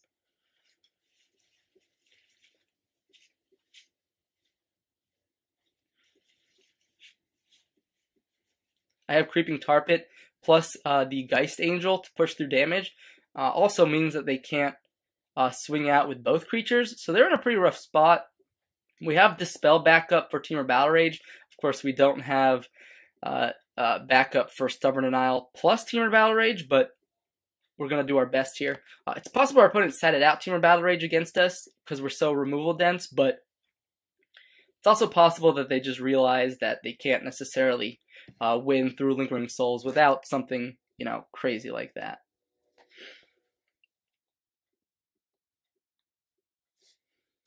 Alright, opponent's Death Shadow goes to a 5/5. Definitely a threatening value. Snapcaster Mage, bolt me? Yeah. Go ahead.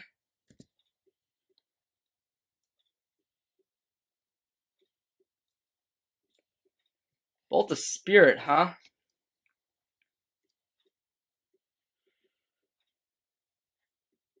Alright, let's think this turn through before we make any rash decisions.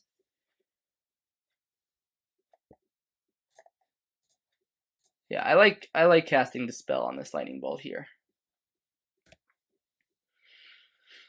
It forces my opponent to have another removal spell. Of course, if they just have Temur Battle Rage, I mean, again, we're playing this game as if they don't have Temur Battle Rage from this point on. I imagine if they had Temur Battle Rage, they would have used it earlier. Okay, so if they have Temur Battle Rage, what's the line? Temur Battle Rage doesn't, well, yeah, it kills us no matter what we do here.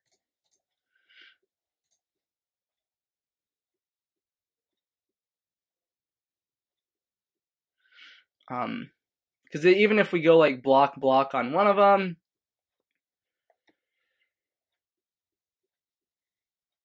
another Death Shadow. That's really good here. Wow, Path to Exile. That's also really good here. I think we start there. Oh no, that's our only white source.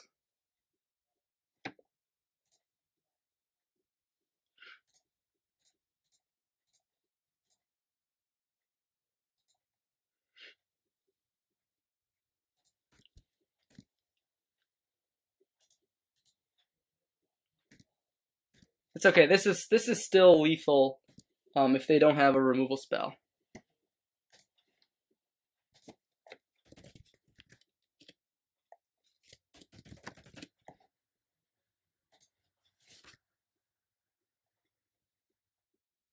Alright, looks like we got there against Shadow.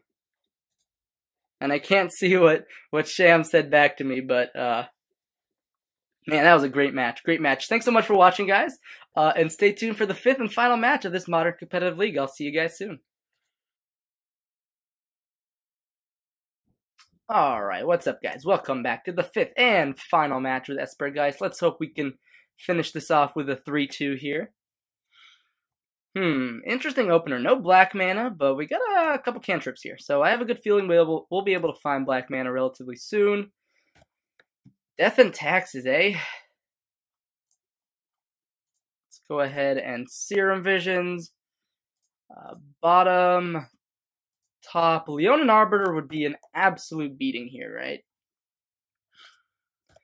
Which could have been an argument to lead with Hollowed Fountain if we need to go Arbiter... Thalia. Okay. So, here, let's go ahead and We want to make use of our discard spells as early as possible, because especially with an Aether Vial out, they become dead very quickly. And we want to get rid of a Leonin Arbiter in our opponent's hand if possible. And there's one Leonin Arbiter, so we take it.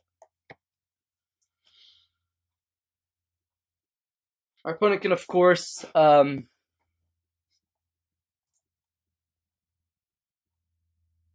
do something really cool here with their Aether Vial triggers.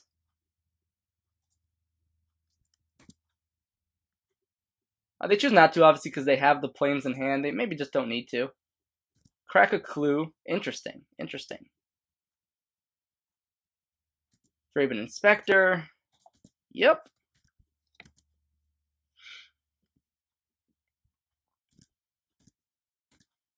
So the question is, do we want to get this Thalia off the board right now? Did they? I don't think we know about this planes, right? Because they drew a card for turn and they drew a card off clue. Yeah. So yeah, we could actually, we can't get rid of Thalia and do everything we want.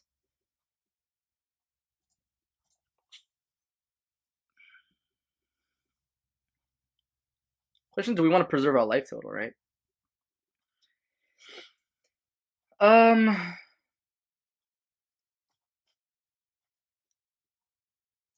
I think I actually prefer this line of play. Just target creature gets -2.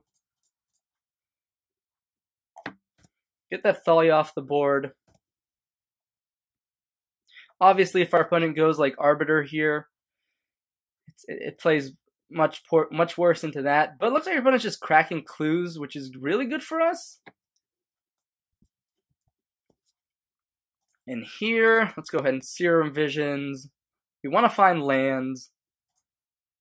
Brutality is not quite as necessary anymore. I like that on top, actually. Let's go ahead and opt. Put that on top. Play that. Swamp. 1, 2, 3. I think I like keeping removal in the yard, actually, for Snapcaster Mage. I think it's a little more correct.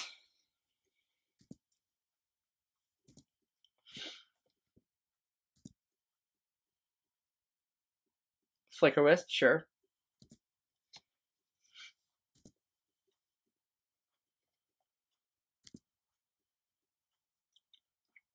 Question: do I want to Path to Exile this Flicker Wisp now? I think there is an argument, because I don't want them to Flicker Wisp their Flicker Wisp. So I think I need to fire off my removal whenever I can, whenever possible.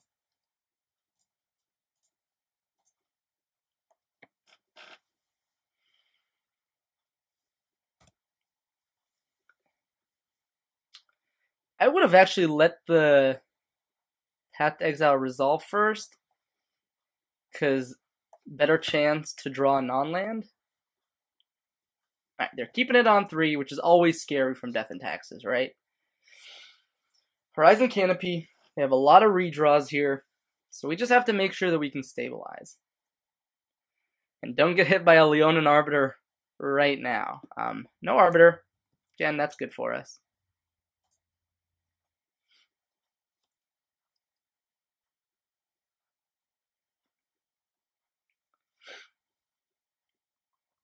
Sure. So here, I think I'm going to go ahead and Inquisition their hand. Start there. Wow. Ouch. So yeah, we can definitely stabilize from here. If our opponent just draws like a dud next turn, so because we can block the Thraben Inspector, take 3.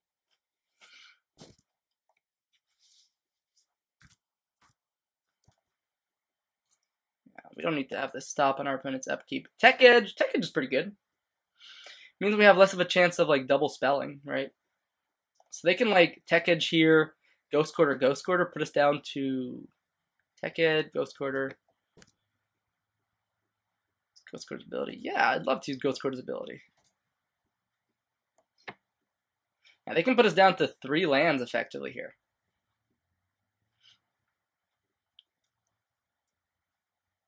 Ooh. Ooh. Stability. No. Ugh. That's not good. It's not good, guys.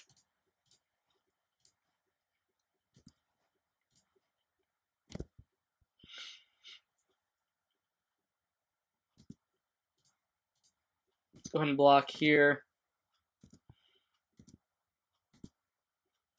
So Fatal Push would be a decent draw. That would be a very poor draw. Let's go ahead and loot that away. That's a Fatal Push. So, I think I'm almost for sure Fatal Pushing Thalia, so I'm going to do that right now, and then I'll shrink the Jace. Maybe fetching that basic for that Path to Exile was bad.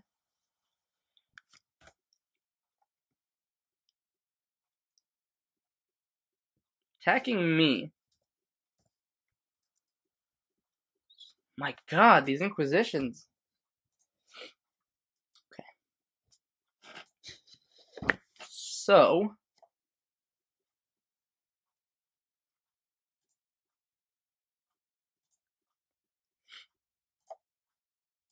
I like the idea of snap Fatal Push.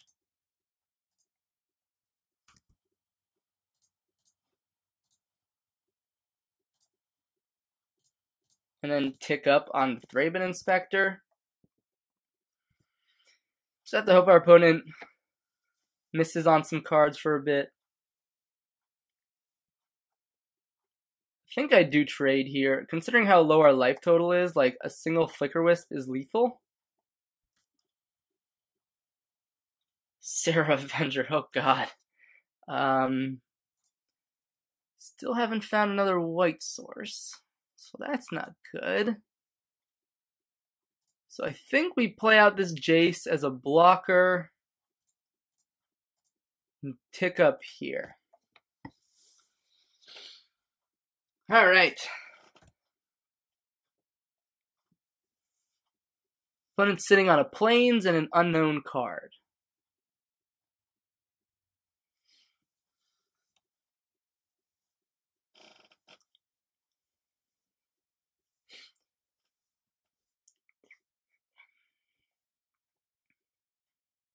No attacks, huh? That is really very interesting. Wonder what my opponent's got.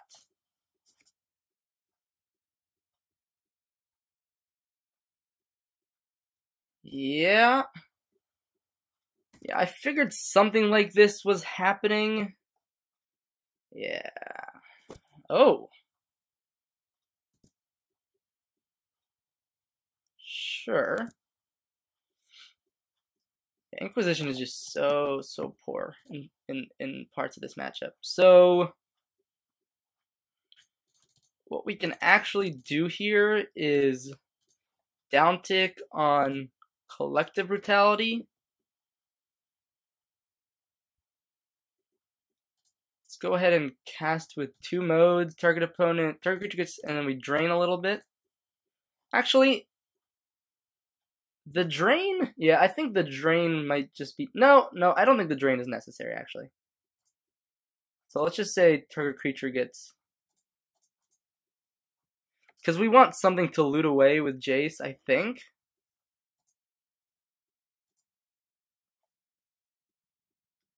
Yeah, and I guess that's a better... So, oh my god. Oh my god, which one is which?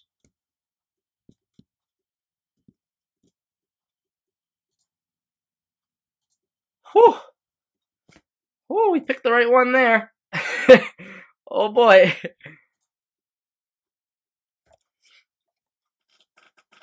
So we're in a really horrible spot here, right? We need, like, our opponent to have all lands, and we need to top deck push. Or just push, right? Because push, flashback, push. We need our opponent to stop drawing some goddamn Flicker Wisps. Okay. Horizon Cannon. That's a redraw. I mean, they have so many redraws in their deck. It's pretty nice. Oh, Collective Brutality. Does that do anything here?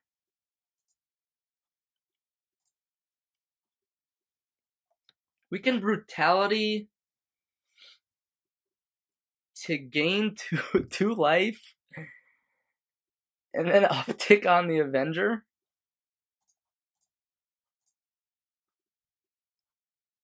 Right? Because we can kill that, but then we just die.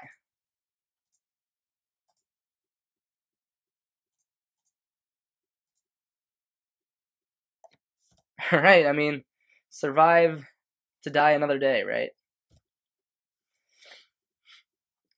Lingering Souls would not be a good draw here. Field of Ruin, man, they're going all in. Yeah, we don't have any more basics. Nope.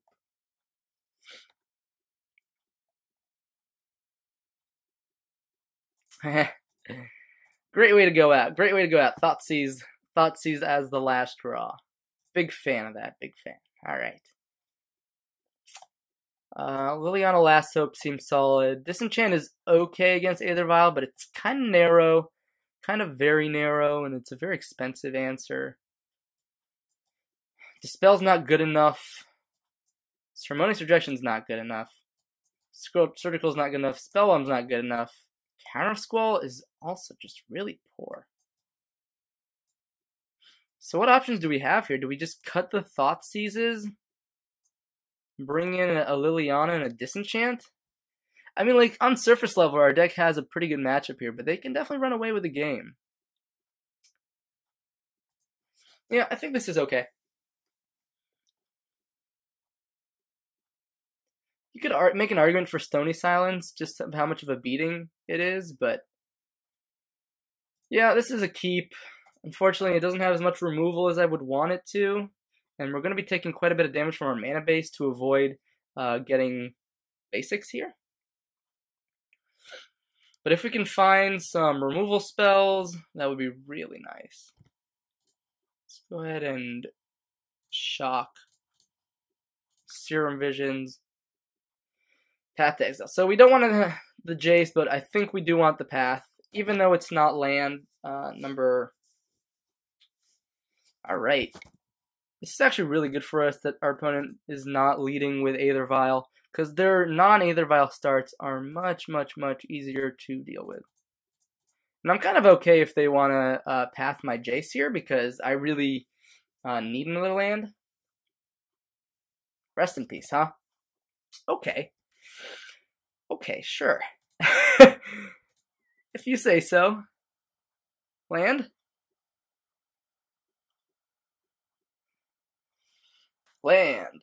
Yeah, let's discard Search. Again, I really don't want to get basics here. Basics are really bad. Let's just make sure our colors are online. Get a Geist down, and we might actually be able to get there this game. We have a lot of removal to back it up.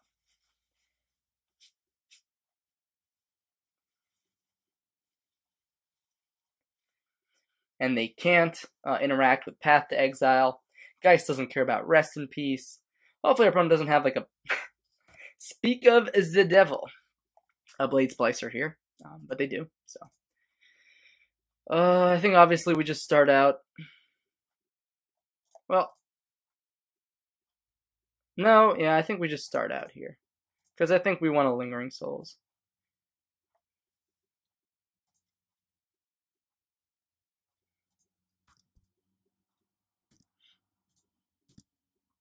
And start beating down with Geist. That's going to be really important for us.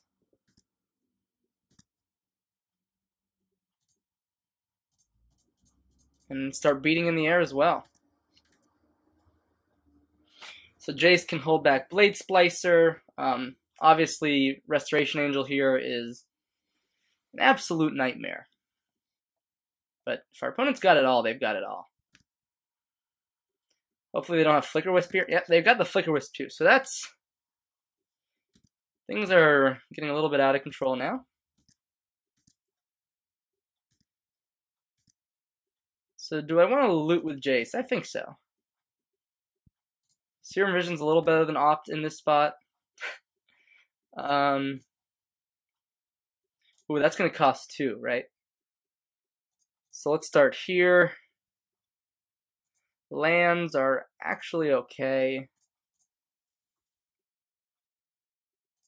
I think now is a fine time to get basics. We do care about our life total.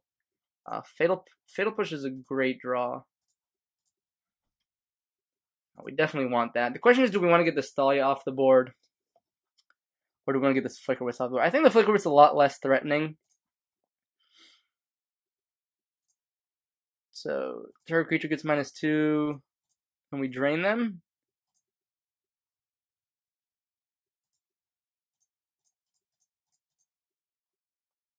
Discard this extra Jace.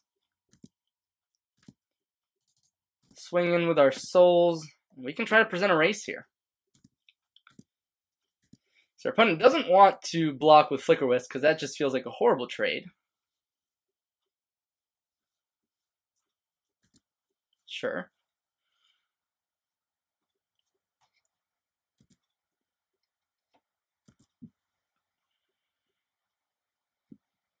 Swing with both, huh?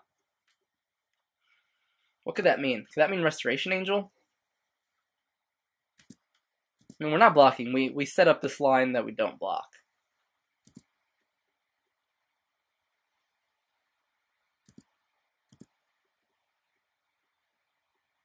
Either way. Okay, that's very non-threatening. Oh my god. Yep. We're just getting, like, outvalued here. Like, crazy. So, is push even... Ooh, oh man, I want both. Why can't I have both? I think we just discard the path here. Cast Fatal Push here. And I think we swing with Geist, and that's it.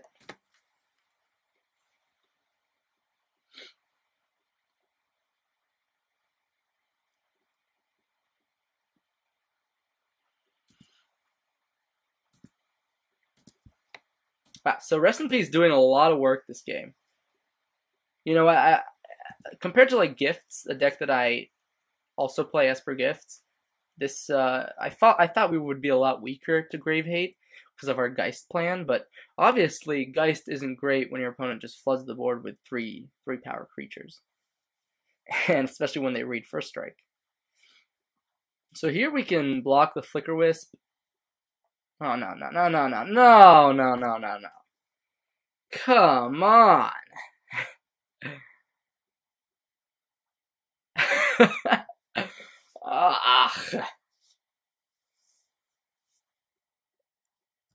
Oh, that's an interesting line. Yeah, I think I just get the Flicker Wisp off the board, right? Yeah. I think I want to opt first, because... Alright. Jace, find me Lingering Souls. And we're dead. Man, that felt so bad. That felt so bad at the end there. Oh, man. Well, that was a 2-3. 2-3s aren't very fun, but it happens sometimes. And you know, we'll take what we learned from playing these matches and try to tune our deck. Ultimately, what I liked about the deck was the discard and the Jace. It's possible that Geist just should not be in here. We maybe can't support him. Or maybe we need cards like Liliana of the Veil or Liliana Last Hope in the main deck. But anyways, we'll talk all about that in the closing comments. And I'll see you guys in just a second. What's up, guys, and welcome back to the closing comments here with Esper Geist. Let's talk about how the deck performed, maybe some changes in the future, and what this archetype needs going forward. So, we played against, oh boy, Blue-White Control, Abzan, Jeskai Geist, Grixis Shadow, and Mono-White Death and Taxes. All very good decks. and we were able to go 2 and 3. We beat Blue-White Control, and we beat Grixis Shadow. We did not beat Abzan, we did not beat Jeskai Geist, and we did not beat Mono White Death and Taxes, right? So overall record of 2 and 3. But it's important when you're playing these decks to take a step back and realize, okay, we're brewing here, we're building a deck. Let's not get hung up on being results-oriented and saying, okay, this deck is bad. Let's learn about how we can make the deck better. And that's just a deck-building tool for anybody out there that is playing their own deck. You know, there's a lot of you out there in Modern playing your own deck, not playing stock lists. And there's, you know, a really necessary skill to have, and that's evaluating games not based on the overall outcome, but on the effects of maybe certain cards or certain lines of play. So, speaking of that, I think the strongest lines of play this deck had was discard into threat. So, what does that mean for us? It means that we probably need to up our discard count, our 1-mana discard, to 7. I would say minimum. Add the third Thoughtseize in there. We can probably shave a Collective Brutality, move it to the sideboard. Then we can also probably shave these opts, right? These opts were kind of filler, maybe Fuel Tasigur. Ultimately, they're not necessarily needed. Yeah, they fix some draws here and there, but I think cutting opt is a great thing moving forward, and we can add in maybe like Liliana of the Veil. I think 2 Liliana of the Veil could be really, really solid here. Then, moving forward, Tasigur's cool, but he's not great. Obviously, he has some synergy with Shizo, but is he useful enough? It's time to reconsider. Maybe we need a better threat at our top end, or maybe we need more interaction. That's what I'm thinking. I don't know how to fix the Tasigur slot, but it's definitely something I'm thinking about, okay? So Liliana the Veil, extra discard, just be more punishing, be more pressure-oriented, because once we get into the late game and we don't draw the cards we need, we become a worse Abzan, if you think about it, right? Because then we're tempo-oriented, so we draw a Geist, and like, that's really bad if you're behind, you know? Excuse me. So, ultimately, we don't have just these threats that are okay to draw in the late game. We have these threats that are just great in the early game, and that's, I think, kind of the issue here. You know, we're not capitalizing on our disruption. Okay, speaking of that, what I really liked, actually, was Jace Prince Prodigy. I thought this card was an all-star. I think it overperformed. If it got removed, whatever. If it flipped, it was insane. It's very low opportunity cost, right? I also did like the one of Search for Escanta. I think that's totally fine to have in the deck here. Search for Escanta is fantastic. And I also think the 2 of Snapcaster Mage, solid card, solid card. So overall, I think those are the main changes to the main deck that you might see. Moving forward in terms of the mana base, it was a little shaky, right? Especially because there's a lot of land hate out there. There's Field of Ruin, there's Ghost Quarters, there's Tectonic Edges, and there's Path to Exile. We wanna, and we have threats that get pathed, right? We have Jace, we have Tasigur. So we wanna be able to find our basics without, you know, thinking, okay, well, what if my opponent paths me? What if my opponent Ghost Quarters me? I need more basics, right? So for this deck, I think we want 5 basics. And I'm not sure how I'll make room for that just yet, but I do think 5 basics is necessary. We might be able to cut this extra fetch, right? So add in a 3rd island over the Marsh Flats. Creeping Tar Pit Dark Shores overperformed for me. I think they were great. But yeah, I think that's overall what I like about the main deck. I think we should generally be favored in the fair matchups, which is odd, right? So, Abzan really felt like it was ours to win at every point in the game, and then suddenly we lost. So I think going back, maybe I could have made different lines and all that kind of stuff. So overall, it could be something I could look back at and see if there were mistakes, different lines of play. And that's something I can also think about in the future. You know, I'm not necessarily well-versed with this deck, so thinking about the better lines in the future could be a good way to go. In terms of the sideboard, I felt like we need an Engineered Explosives or 2 in here.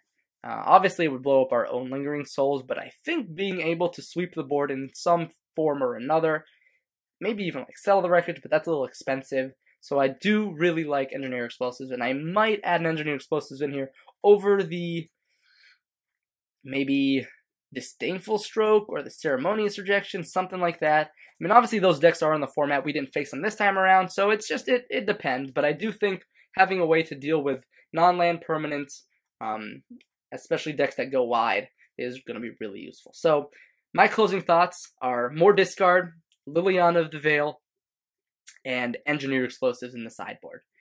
Other stuff, we can still converse, still talk about. If you have any ideas, let me know. But I was really excited to run this deck through a Modern Competitive League, finally take it from Under the Microscope to the big leagues, and it performed okay. Obviously, 2-3 is not a record we want, but a lot of those games were very close. So again, it's important to be less results-oriented and more thinking about the actual games, the impacts of each card. Again, that's also a very big takeaway from this game here. Anyways, thank you guys so much for watching. My next video is probably just going to be a fun video, maybe Vintage Cube before it leaves, just to give you guys a little bit of relaxation, because I think sometimes when we play Modern, things can get a little intense. But overall, Vintage Cube is just the most fun you can have. Obviously, you can get blown out super easily, but I think I have about 6 trophies in Vintage Cube so far. So I would say I'm pretty good at the format, and I hope that I can draft a good deck for you guys really soon. Anyways, thank you guys so much for watching. Let me know what you guys think in the comments below about this deck, how we can improve it, because I do think, just like a lot of my Under the Microscope decks, I want to take them from Under the Microscope, tweak them, and then take them to competitive level, and we'll see how well we can do that. Anyways, thank you guys so much for watching, and I'll see you guys next time. Bye-bye.